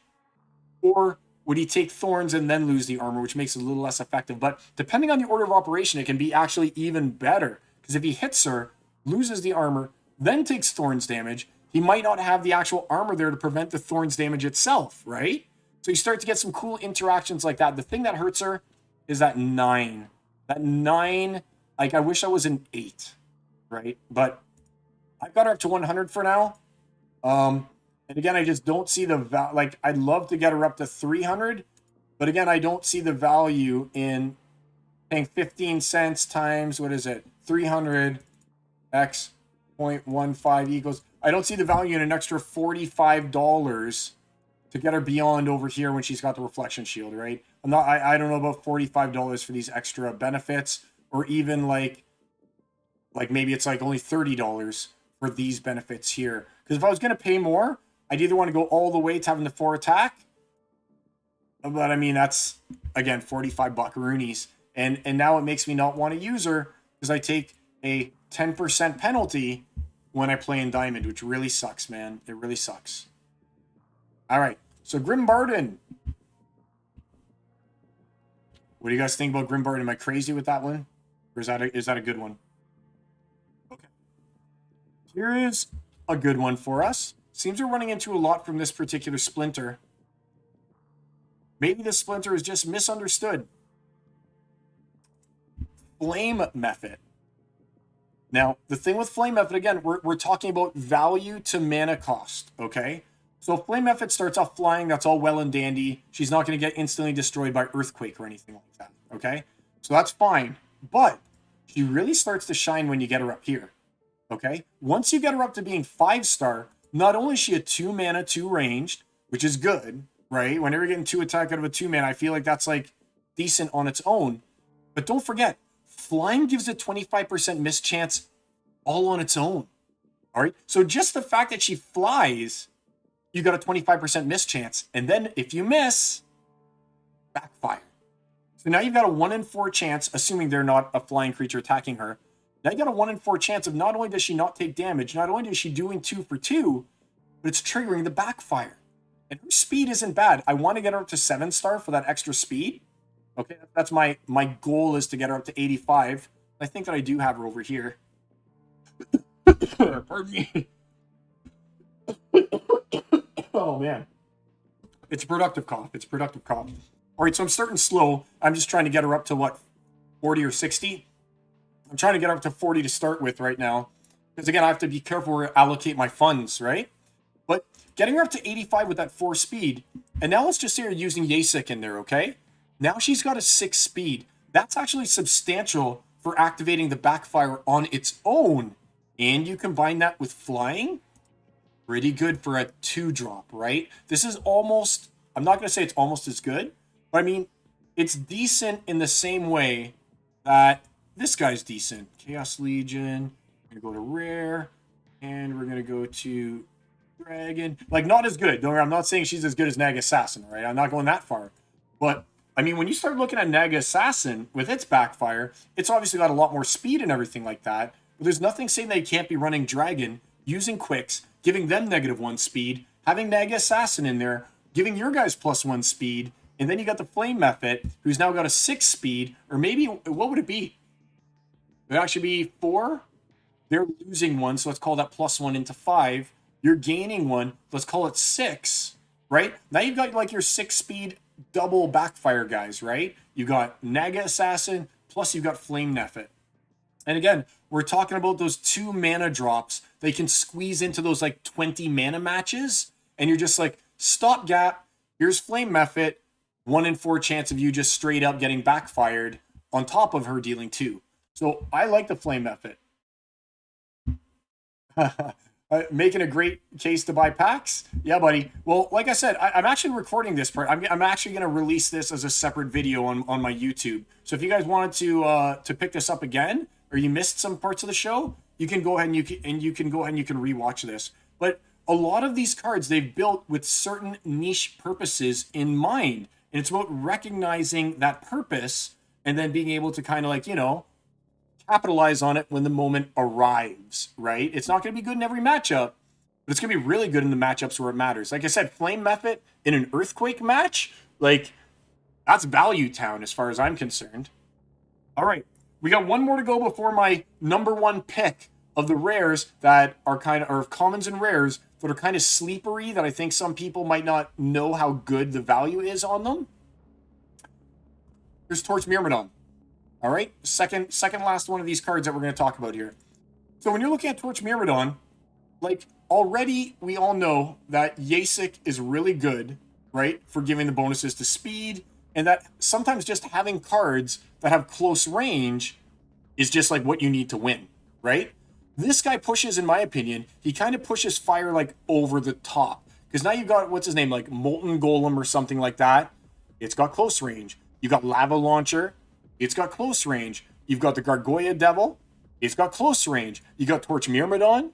It's got close range. Like, you start building up this huge, just from the perspective of close range, you start building up this huge repertoire of close range creatures, so you're never getting the penalty for being in the front rank, you know? So Fire does that really, really well. That's one of Fire's, like, specialties, is what I'll say. And not only that, but you got a high speed on this guy. You got a speed of 5 when you bring him up to where I'd say you want him, which is at 6-star. And that also gives him Shatter. So if you were to go and you were to put this guy, let's even say in the front rank, because he's got flank, odds are high that he's going to be one of the first guys attacking, especially if you're using Yasic. And he's going to hit.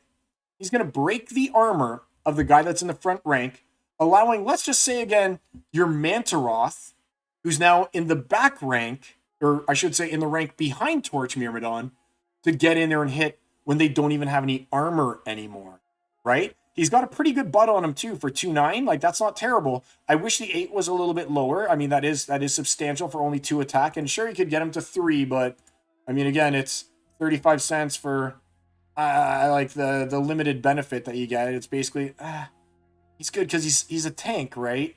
But I mean, that's what? That's 55 to give him +1 attack, +1 armor. Let's just see. So 55 times 0.32. So 55x 0.32 equals $17. Not the worst. So for an extra $17, I mean, you could get him to have that 3rd attack and everything like that, and an extra hit point, which might not be too bad, actually. I mean, $15, I think might not be the worst play here on that. But still, the fact that he has flank just enables things like a Mantaroth in 2nd rank, or even would enable things like, ooh, imagine if you were playing with common in rare, and you're using Fire, and you put Torch Myrmidon in front, and guess who we put in the 2nd rank? Chaos Orc.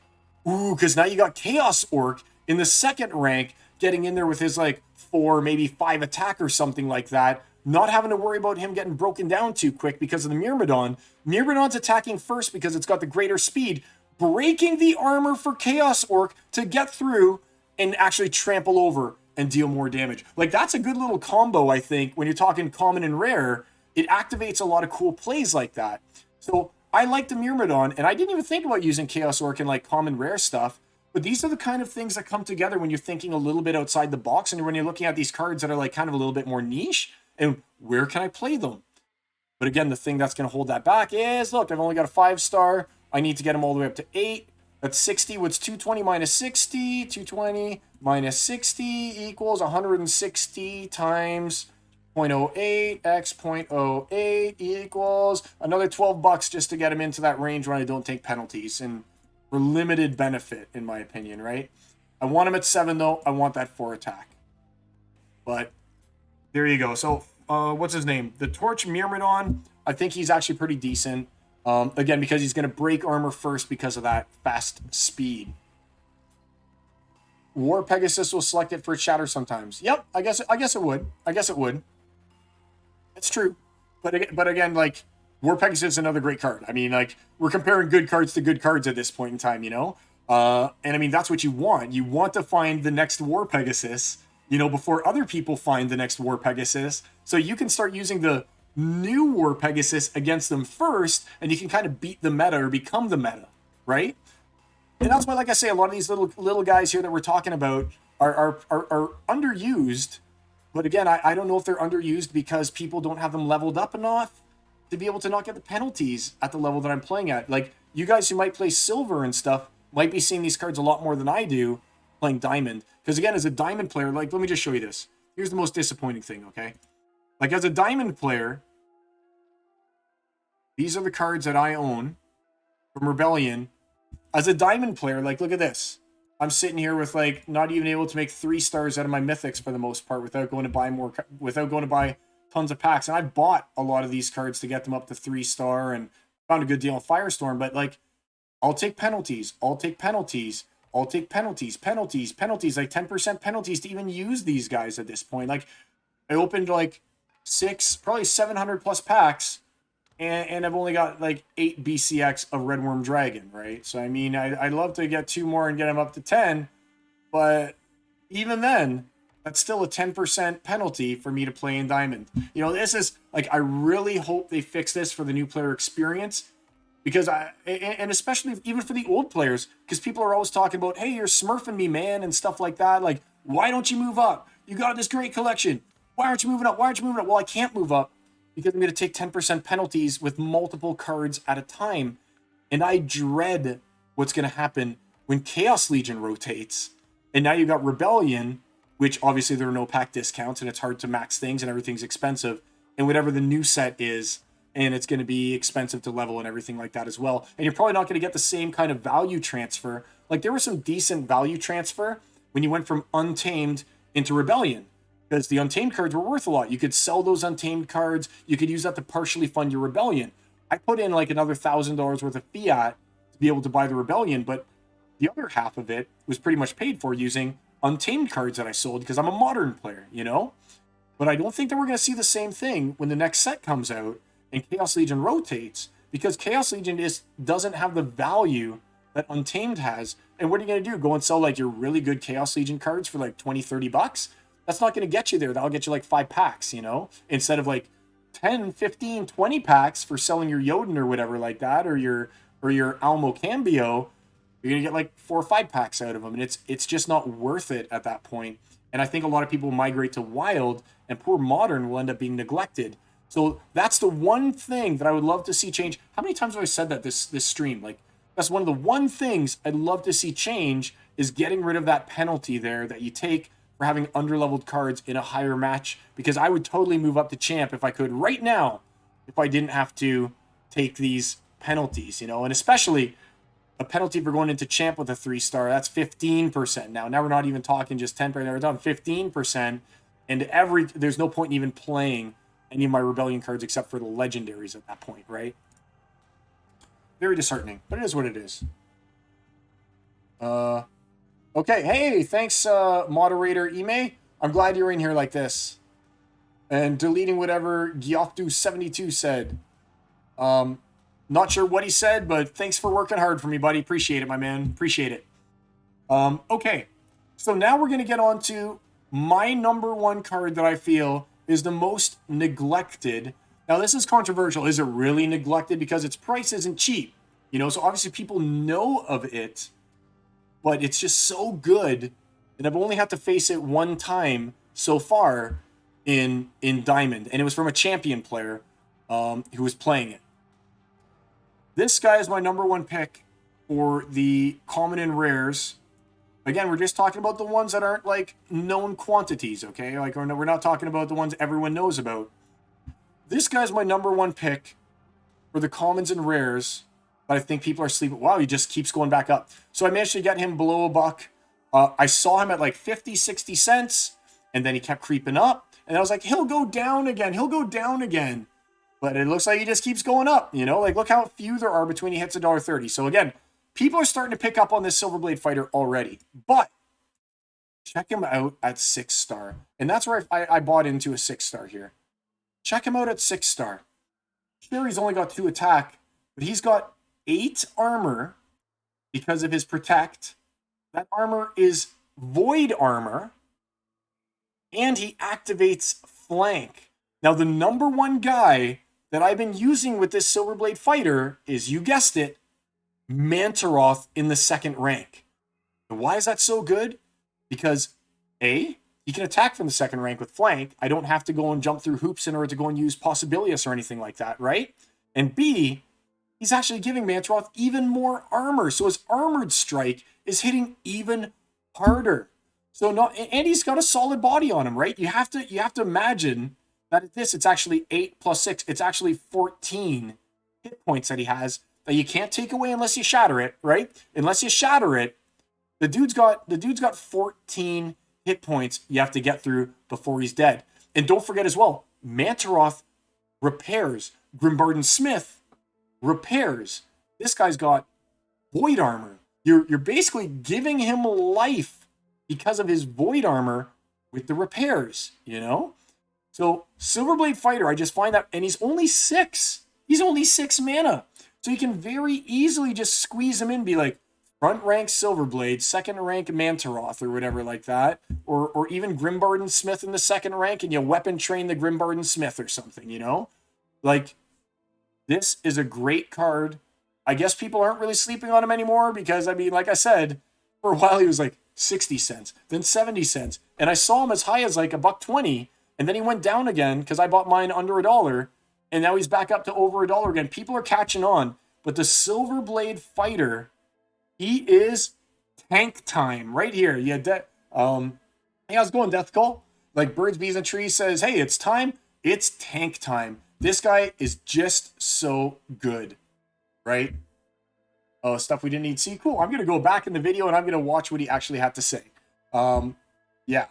But there we go. So Silverblade Fighter, he's my number one pick for the commons and rares that I guess, I mean, he's not an unknown quantity anymore. He wouldn't be $1.14. But I mean, guys, get this guy. If you're playing in the leagues that can play him at 6-star, he is worth it, man. He is worth it. Now, I do have 2 honorable mentions that I want to talk about as well. The only reason these guys became honorable mentions is because of the fact that the Monk exists, right? If the Monk, with its void armor and its heal, didn't exist, these cards would be a lot better. But the 2 honorable mentions I just want to pop out, Chaos Rearguard. Great little guy. When you get him up to the higher levels, like an 8-star or something like that, he's got 6 and 8, and he's got shield. If you're playing in a no-mana match or something like that, good little tank that can sit there and get the beat down and get healed up by like a Murdali Guardian or something like that, and be real wall for you to get through. The Chaos Rearguard, he makes an honorable mention. The other honorable mention is the other guy who just got outclassed so much by the Monk again. Skyspire Yak. You do have to get the Yak all the way up to 9-star to really see the benefits I'm talking about. But Skyspire Yak, he gets Armored Strike. He's got heal as well. He costs 4. Again, I feel like the Monk is better with its Magic Reflect and its Void than Yak would be. But if Monk didn't exist, and come rotation, when Monk will no longer be an option, Skyspire Yak. There you go. So those are a few bonuses there. And I'll give one third bonus just because I feel like people forget about this guy. And that's a Ulandin Overseer. Just because, I mean, this guy, when you weapon train the Ulandin Overseer, you can go ahead and you can have your guy in the second rank with a melee type weapon training. And your guy in the second rank will be able to use his attacks while also buffing the Overseer and training him. And he's just got such a fat hippo body. Like, he's just got such a fat hippo body that people need to break through. And if you got any kind of healing going on for the fat hippo, let's just take a look here. What's 14 divided by 3? 14 divided by 3 equals, yeah, and he's healing basically 4, sometimes 5 hit points if you can get, oh man, 17. Let's redo it. 17 divided by 3 equals, so he's healing 5, and if you can strengthen him, 18 divided by 3, if you can strengthen him to 18 hit points and give him some healing, you're healing him for 6 a pop. So he just gets a little bit of a nod because he can be weapon trained and he's got a nice little booty on him for those really high mana matches. There you go, guys. So let me know what you think about those cards. Like, do you agree? Do you disagree? Leave me a message. Shoot it up in the comments. Let me know what you thought about this segment. I think that maybe we'll go ahead and we'll talk about maybe even mythics next week or something like that, just so we can go ahead and we can kind of like cover all of our bases and stuff and kind of have chatted about some of the cards that people might be overlooking, like even just hitting Mythic World over here, right? Like putting a Great Porcupine in the back rank where it will have thorns and then amplifying the thorns or something like that, with like Queen Mycelia, which I saw in Discord. Someone was saying, oh, I use Queen Mycelia, and she gives Amplify for the Thorns, and she gives them some armor for some survivability for only 3. That seems like a good combo with the Amplify on the Thorns and him still being a hit for 3 from the back ranks. So we can talk about that kind of stuff too. But if you liked what you saw here, drop me a comment. And yeah, do you agree? Do you disagree? Am I way off with some of these cards? I'd love to know. And until next time here, shoot me a message. Again, it's I the Psy. I'm on every Thursday from 9 to 11-ish. It's already almost 11. My gosh. And there's still some other things that I want to cover. Hopefully we'll be able to get through some stuff. So there we go. All right. So we're going to keep going here. Like I said, I was kind of recording that while we talked so I can make a little mini video about that one as well, because I think that this would be a value for some people, both like you were saying in the comments, to kind of push packs and maybe make people think, hey, some of these cards I thought were kind of jank, maybe they're not as janky as I believe them to be, or I see that narrow use case where they're actually useful to me, you know, versus they're just like, throw them onto the market as quickly as possible because they suck and they have no hope whatsoever. I want to ask you guys, what do you guys think of this Captain Fellblade? I kind of want to sell him for $534 a piece. Again, only because I take such a huge penalty to even use him. You know, even if I get him up to 3-star, you know, which is where I kind of want him to be for the strengthen, like I'll take a 10% penalty just for using him, you know. It just kind of sucks because, I mean, that right there is $50, a $50 card that I'm still getting 10% negatives. Playing in Diamond, not even Champion, right? 15% if I chose to move up to Champ. What do you guys think? Should I just take the money or what? He's obviously a really good card, but at the same time, like man, that's like $35 right there. I could use that for a lot of other cards and max so many cards. You can tell I haven't even combined this guy yet, because why would I combine my level 1s? You know, why would I combine it right now? Why would I even make it a 3-star 10 when I'm thinking about selling them? You know, I'm no whale, all right? I may seem whaley sometimes, but I'm no whale. I try and manage my funds as best I can to do a lot of rolling over with my assets, you know, to try and take assets, sell the assets that I can for money and reinvest that in other ways and cash out some SPS and stuff. Like when the next set comes out, I'm literally going to have to go and cash in some SPS to be able to buy into the next set, you know, which really sucks because I don't want to. So I'm hoping that the market price is high on SPS so I can sell it or burn it to get the DEC I need to continue to play. And that's one of the advantages that those of us who are playing right now have, is that throughout the next year, we can use these cards that we've paid for. Like I said, I paid like $3K into some of it being existing assets, some of it being more fiat. But I've paid about $3K in order to get my collection where it's at right now for Rebellion. You know, for me to do that again, I'm gonna have to cash in this SPS in order to do so. So I don't know, man. It's a tight spot to be in. So I kind of think that I need to do that.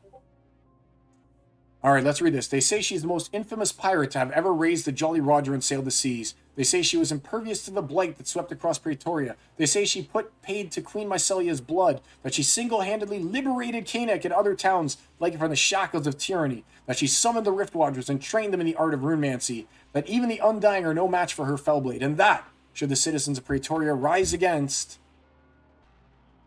And that's how much you got posted into there. Yeah, she's good, but again, like... Is she $5 good when I can't even play her? Tough call. Tough call. Don't know what to do with her yet. She's one of those things. She's one of those things. All right. I'll be honest, guys. My throat is starting to go out because of that cough. I don't know if I'm going to be able to do challenges today. We did kind of like a long session. I really wanted to do them, guys, especially because of the fact that we've got these guys over here with the challenges that we can do. Not now. That we can challenge for modern. I really want to test it out, but I'm starting to fade out here pretty big time, guys. Like, I'm starting to fade out. So I'm just going to go and do a few giveaways, I think, on stream here right now. I'm just going to do a few giveaways just to show some appreciation for you guys tuning in. So what I want you guys to do is just... Oh, there we go. Their press. She'll emerge from the shadows to lead them against the Chaos Empire and bring the Ascendancy to their knees. It's been 5 years since the Legion of Chaos conquered Splinterlands, and every day that passes, the legend of Captain Fellblade continues to grow, both in size and scale. He's not worth it yet till leveled up. Yeah. All right. So let's go ahead here. I want you guys to say something, anything into the chat. And we're just going to do a few just little giveaways here in the Duck Race. Okay? Because I love Duck Race. I don't want to go without Duck Race. And I still want to open this pack of magic that I have here, right? I didn't buy this just to look at it all day long. I need it opened. I spent $45 on one pack. And I busted every time, right? I busted every single time. So hopefully this will be my Christmas pack and it'll be good luck. But I still want to do a little bit of a giveaway here for you guys, just to show a little appreciation, because you know how I like to go ahead and I like to give something out if you guys can beat me in challenges. But since we're not going to do that, let's just go and let's just pop some of these bad boys out. Let's go check out my items. And let's check out my Rebellion. And let's check out Rebellion. I'm going to give away an Executioner Karn. So that's a 93 center right here. I'm going to give away a Karn as one of the, as like the big draw. And I think I'll give out a Karst Harpy as well. It's another $2, eh? Woo! Karst Harpy. How many of these do I got? 13. So I got extras. And like I said, it's just like, it's just like, yeah. I'd love to get her up to 46, but that's like $92 basically just to get her up to a playable and champion version where she does rock, don't get me wrong, but $92, I just, yeah, like, I'll get her to 4-star for 20 and maybe still take a penalty because she's kind of good for like those flying matches, right? But even then, like, yeah, give me a break. So we'll do 2 giveaways today. We're going to give out a Karst Harpy and we're going to get an Executioner Karn gone to you faithful viewers. Again, my channel and my Twitch, I don't have a lot of subs or anything like that. I don't really make money doing this. I do it because I love the game. I want to promote the game and everything like that. And I love having you guys tune in and check out my crazy theories and stuff every now and then. So, you don't even know the Executioner Kron? Dude, Kron is the one who now will actually be useful because he's got a press. And like I was saying at the beginning of the show, because of a press, he's now actually good against like Grimbarden Smith and stuff. Well, maybe Grimbarden Smith isn't the right one to use because Grimbarden Smith has shield, but he still does 4 instead of 2 against Grimbarden Smith, which makes him good.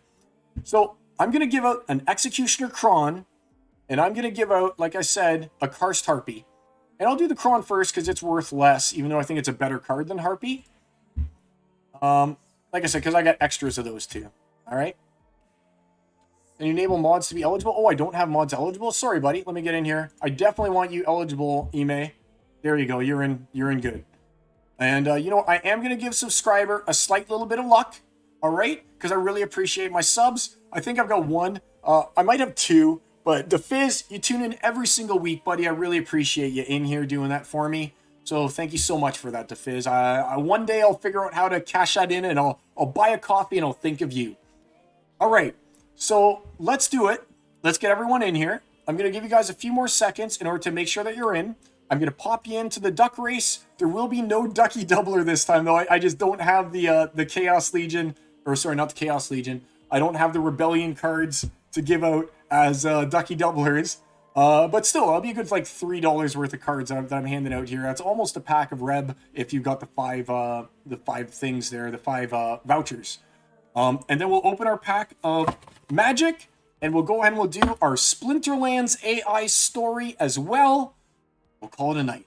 But for now, let's go ahead. Let's give out this Executioner Kron as a show of appreciation for you guys tuning in to me here today.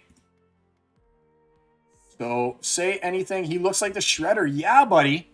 I think that there's either a game or a movie coming out that's called The Last Ronin that actually has Raphael as the last surviving Teenage Mutant Ninja Turtle, and he goes on basically like a rampage. And you know, or no, Michelangelo of all the turtles, him being like, you know, the happy-go-lucky turtle, always making jokes and stuff like that, buddy. He becomes so jaded, and the story is fantastic. Well, I'm gonna give you guys another second here to get in. If you're not in yet, make sure that you go ahead and you get in, okay?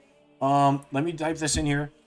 The Last Ronin Teenage Story Summary. We're going to pop this over here. The Last Ronin full story right here. Okay, I'm going to pop this in over here for you. I can't play it because, all right, I have to get through the ad first. I can't play this, obviously, because... There we go. Here we go, YouTube. If you guys get a chance to watch this, fantastic, guys. Fantastic. Here we go. All right. Here's your watch. If you guys want to invest, how long is it? If you guys want to invest under an hour into an amazing story about Michelangelo when all of his buddies are dead, here it is. Like, is this the right guy? Yeah. This is the guy. So he kind of paraphrases what's going on. He's a great narrator for Comic Storian. Great narrator. Amazing story. I watched this. It's worth watching. All right. Now you guys have had enough time. Don't forget, if you win, pop me your IGN. Do not forget to give me your in-game IGN so I can send you the Kron, okay? And let's do it. Nightbot. Select all you guys. HLRC. Oh, darn it. It doesn't do the subscriber luck X2. So I'm going to put 2 copies of you in. Okay, DeFizz, I'll put 2 copies of you in to make it even. All right. So DeFizz, because I did say I wanted you to get a little bonus, my friend. Like I said, I appreciate you being a subscriber. And it'd be nice if I could give you something back. DeFizz, other than just, of course, the entertainment and this beautiful voice that you hear every week, right? Okay, here we go. We're going to set the 24 seconds, which we kind of agreed was the sweet spot. Let's set it up. Good luck, everybody. Here we go. So you want to turn it up a little so we can all get to the quacking. Oh, DeFizz with the double vanilla. That bodes well. Oh, Uther. Coming in. Oh, it could be Ank. It could be Ank. It's Ank. Good job, Ank. Wow, it gets really loud at the end there. It gets really loud. Okay, so we're going to go back here. So, Ank, hook me up with your IGN. Congrats, my man. Let's hook you up. Good win, Ank. Give me that IGN now, sir. Hook me up. No, we're unfortunately here, Eternal Paw. We're not going to be able to do the challenges today. I'm starting to fade pretty fast, my man. Like, I really want to get some challenges in with the new set there, but I'm just dying, man. I'm just dying. My throat's killing me. I'm starting to cough up a lot of stuff, which is good. I want it out of my system, but I'm starting to fade a little, buddy. So I got to just kind of, we're going to wrap it up. We'll still open the magic. We'll still do our Splinterlands AI story. We're going to give this one away, and then we'll have to call her a night. It's already been over 2 hours now at this point. Okay, so here we go, Ank. Let's give it out.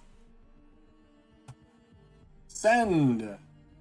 Confirm. Congrats, Ank. All right. Giving out the good stuff today. The Executioner Kron. And like I said, we're going to give out a Karst Harpy as well, but I'm going to make you suffer through the pack openings and everything like that. Before I do that, I'm going to hook you until the very last moment, and then we'll do our last duck race. There you go. So yeah, I played you a little bit. I tugged at your heartstrings only to make you have to wait for the bonus 10 minutes or whatever, okay? So let's go ahead here. And yeah, we didn't even get a chance, now I think about it, we didn't even get a chance to do Celebrity Showdown.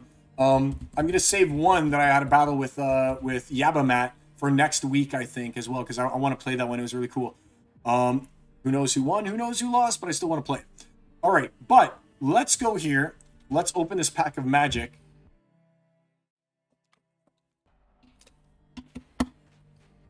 All right, here we go. So again, I paid last one. The guy conned me. He's like, oh, it's the very last pack. $40.99 Canadian. After tax, that's like 46 bucks basically. It's like 45 and change. All right. He's like, there's only one left in the box. And it was like, yeah, but he had another box behind it. Okay. All right. Here we go. Yeah. Let's hope I make 300. So I'm only negative -1,000, buddy. I'm still negative. Like, let's see, 52 times 2 weeks. Each time I'm spending 40 bucks. Like, I'm beyond the $1,000 in negatives. All right. That's why I prefer to buy Splinterlands. But let's do it, guys. Lord of the Rings, Tales of Middle-earth. I'm opening this because there's 3 cards I need. I need a 1 ring, I need a Bowmaster, and I need this little Hobbit guy that taps for 1 mana of any color when you play Legendary. Those are the ones I need, okay? The behind the scenes? Ooh, I gotta check that one out, BBT. I love Lord of the Rings. I really want to get my kids to watch it, but I don't know if they can sit through something like that yet. There we go. All right. So here we go, guys. Let's see if we'll bust yet again.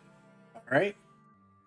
Yeah, please link it. Link it for us all to see. What is this? Why is it backwards? Okay. Oh, all right. I'm going from the wrong side. Okay.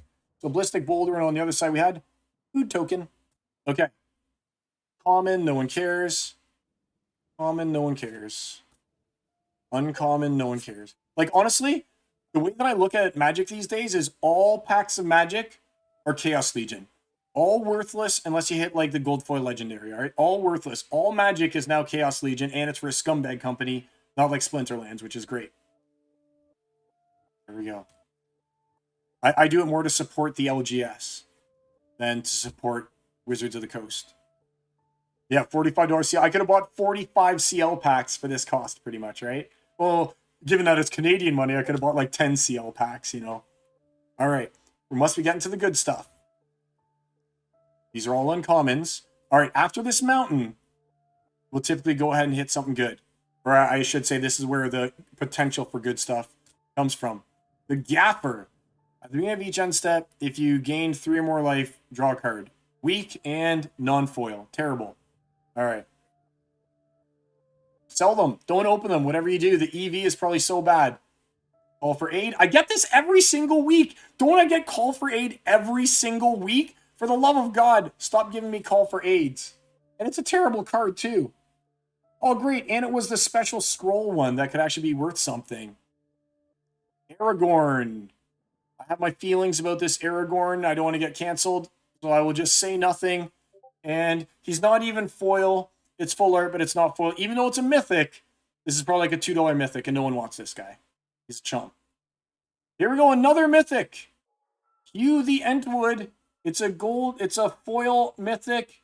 Sacrifice lands, reveal top cards. X is a choose any number of artifacts or lands. Play them. Sucks. Terrible card. Not the one that you want to open when it's a foil mythic. Another foil mythic. All right, this guy looks like it might be good. Add 1 mana of any type that a land you control could produce. Oh my god, I got a good one! I actually got a good one! I feel like this is a good card. I feel like I hit a good one. All right? I feel like I should go and I should look this one up on the internet and see if it's worth something. Because this is a reflecting pool, alt art, full foil. Change it. I feel like I got a good one here, guys. All right? Lands are always good. I feel like I hit a good one, finally. We'll look it up. We'll see if I make back my 45, but I mean, I'm not going to hold my breath. Enters the battlefield, tap, sacrifice it, 2 basics. All right, this is nothing. All right, I'm actually kind of excited. I think I got a good one. All right, but then again, like I said, every pack is like Chaos Legion. So let's check it out together. All right, let's go to our good buddy eBay over here. eBay.com. And let's type it in. Foil. What's this thing called? Henneth, H-E-N-N, H-E-N-N-E-T-H. Annun, A-N-N-U-N, A-N-N-U-N. Foil, Henneth, Annun. Is it a good one? It looks like it could be worse. It's 27. But whoa. Surge. I have to type in Surge. S-U-R. There's so many different foil versions now. And let's do sort by price plus shipping, lowest first, because this is what you want, right? Okay, so minimum 13, so 25 bucks. So 25 bucks. So I still busted. Despite getting obviously one of the better cards in the set, it was still a bust because it cost me 46. And I mean, this 25 is probably like 35 in Canadian dollars or something like that. So even getting one of the best cards, this is probably like one of my least busty pulls, but it's still a bust nevertheless, right? There's a $25 buy it now. And obviously, if I didn't live in the States, I'd probably be $2 shipping, but instead it's 16 for me. So, I mean, I can't complain. I didn't do the worst. But I mean, at the same time, like these prices, you can't look at them, right? Because it's like, you got to look at what the lowest price plus shipping is. All right, cool. Well, it was something. It wasn't a total bust. I'm happy about that. All right, let's go and let's do our final thing of the night. OpenAI, ChatGPT. All right, try ChatGPT. Let's do it. Okay, so what I want to have happen here is I want you guys to name me the first two characters that you guys name Splinterlands characters. Try not for a repeat. I mean, you guys are my fellow viewers here. You know the ones that we've already done. Try not for a repeat. But we're gonna go ahead. We're gonna do a Splinterlands AI story, and then we'll go ahead and we'll do our last little draw. Okay? Nalara Genick, he's in. All right, here we go. Write me a 3-paragraph battle story featuring characters from the NFT online TCG NFT online card game Splinterlands. Card game Splinterlands. I think that you have to P-A-R-A-G-R-A-P-H. Paragraph Splinterlands. Make sure to use the descriptions of the special moves, skills, items, and magic that they use in the battle. Have a clear winner and loser. Make the winner say something witty and insulting to the loser after they win. The two characters who will battle are... Okay. So the first one is Nala Genick. All right, let's look it up. So I never got into Keyforge.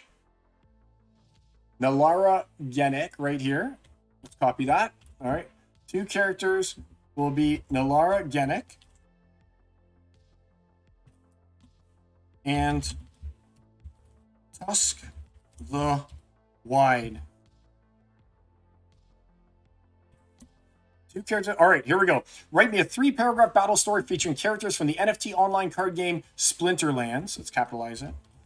The two characters who battle are Nalara Genick and Tusk the Wide. Make sure to use descriptions of the special moves, skills, items, and magic that they use in the battle. Have a clear winner and loser. Make the winner say something witty and insulting to the loser after they win. Here we go, guys. Let's see who wins this time.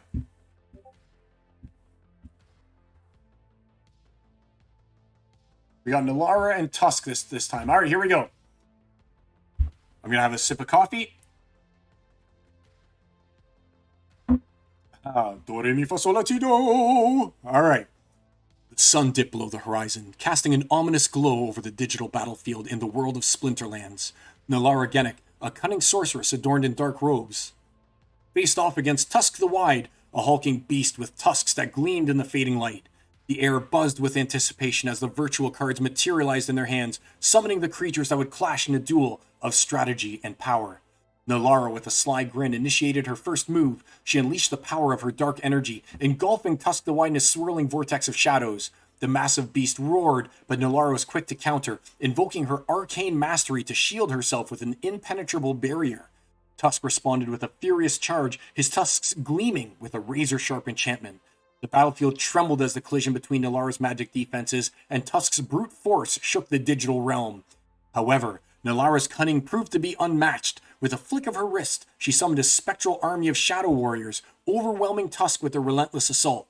The mighty beast, now battered and weakened, struggled to stand against the tide of darkness. Sensing victory, Nalara taunted Tusk. "Is that the best you can do, Tusk the Wide? Perhaps you should stick to the wilds. Magic is clearly beyond your comprehension." Defeated and humbled, Tusk the Wide faded away into the digital ether. Nalara stood victorious, her dark eyes glinting with triumph. With a final flourish, she declared, "Another day, another victory. Perhaps next time, choose a foe more suited to your talents, if you have any." As the virtual battlefield dissolved, Nalara Genic left Tusk the Wide in the defeated pixels of the Splinterlands, her mocking laughter echoing in the virtual void. Ooh, that was a good one. It seems that they always like to summon like dark energy and stuff like that and shadow warriors. So you can tell like when something's been generated by AI, you start to see some reoccurring themes and things like that, which is pretty cool. All right. Oh, you still got some unopened packs of Keyforge? I had a starter deck and that's it. All right. So that being said, let's get on here to the final draw of a Karst Harpy. So those of you guys who've been following along here, again, I really appreciate you tuning in to the show. Let's get over here to the duck race. Let's check out Nightbot. Get your little bodies in here. And we're going to go ahead and we're going to do our final draw. So make sure that you go ahead and you say something in the chat. All right, that'll get you guys in on the draw for a Karst Harpy. Like that's a $2 card. That's not chump change here. You can turn that into a ton of good commons or even some legends, a couple legendary cards if you're to sell it and buy into like even Jin O'Shaughnessy's and stuff like that. It might even be worth like a, geez, let me take a look here. Like that might even be worth a, is it? There's no way. Has Chaos Legion fallen so far that that's even possibly worth? All right, it's not quite Queen Mycelia or anything like that, but it's pretty much almost any of the other like Chaos Legion cards, right? You can almost get any of those guys aside from the summoners. Even a nice River Hellendale if you want to cash in. Ooh, that's nice. Or Jared Scar, that card's bomb. All right, so go ahead and get your little names in here. All right. Birds, bees, and trees, you're hungry for it. You're hungry. All right. Gonna copy it down.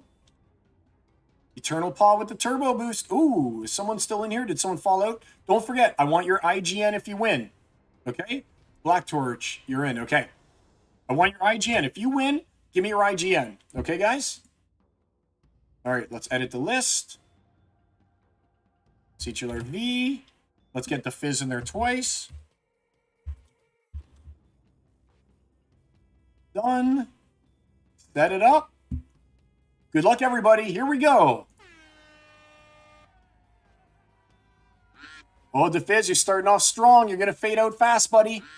We know what happens. I used to run cross-country if I used all my energy at the very first moment. Here we go. Oh, DeFizz. What the?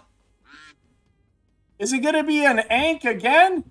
It's the double Ankh today. Whoa, you can't make this up. Today was Ankh's lucky day. Nice. Totally rigged. Just like in Splinterlands TV, right? I used to get those complaints. Man, it's rigged. The same people win all the time. Totally totally RNG. Totally RNG. Yeah. Yeah, I know, eh? That was funny. It's Ankh Day. Yeah, instead of leg day, it's Ankh Day, I guess, right? Love it. So go ahead, Ankh. Give me your IGN one more time here. I'll go and I'll pass it off to you. That way I don't have to scroll up. All right, fine. You're going to make me scroll up, aren't you? Fine, fine, fine. I'll scroll up. Scroll up. Oh, I can't find it. I'm scrolling, but I can't find it. I can't find it, Ank. All right, Ank, give me your IGN. No, no, no. I'm not re-rolling. I don't play that game. Ime, nice to have you in here, buddy. Ooh, Ime, post your link. Post your link so we can go ahead and we can all join. Post your link there, Ime. I want that before we go. I want your link. And also, I've got a friend who's doing a show, a high quality show on YouTube called Once Upon a Coin. And he's talking about the history of Decentraland. All right, we've had enough of the duck race. He's talking about the history of Decentraland, okay? I'd love it if you guys could give that video a like, a share. Check it out. It's going to be a really high quality production. There's even one that I might be on, and I might even be talking about Splinterlands on it. So show this guy some love, okay? Make sure you check out the private key, not like our normal keys guy, not like walking keys, but the private key. All right, and check that out. He's going to have some cool videos on there. A featured one just got released today at 8 p.m. Eastern Standard Time, so it's only been out for 3 hours now. It's about the history of Decentraland. Give it a check out, okay? And make sure that you subscribe to Ime's Twitch channel as well. I'll also do that as well, okay? But there you go, guys. I hope that you guys enjoyed the show. I certainly enjoyed having you on. I love talking with you guys. It's always a pleasure to spend my Thursday nights here with you, even to the chagrin of my wife sometimes. She's like, you always stream until like past 11 and then I'm asleep. Didn't get in trouble. Maybe she's asleep. But yeah, so be sure to join me again next week. Again, Thursdays between 9 and 11. I love to do this. I'd love to see you guys there again. Thanks so much for tuning in. And until then, it is I, the Psy, signing off. Have yourself a great day. Have yourself a great week. May the RNG be with you. I'll see you next week. And Happy New Year's, my friends. Welcome to 2024. Have a good one. See you soon.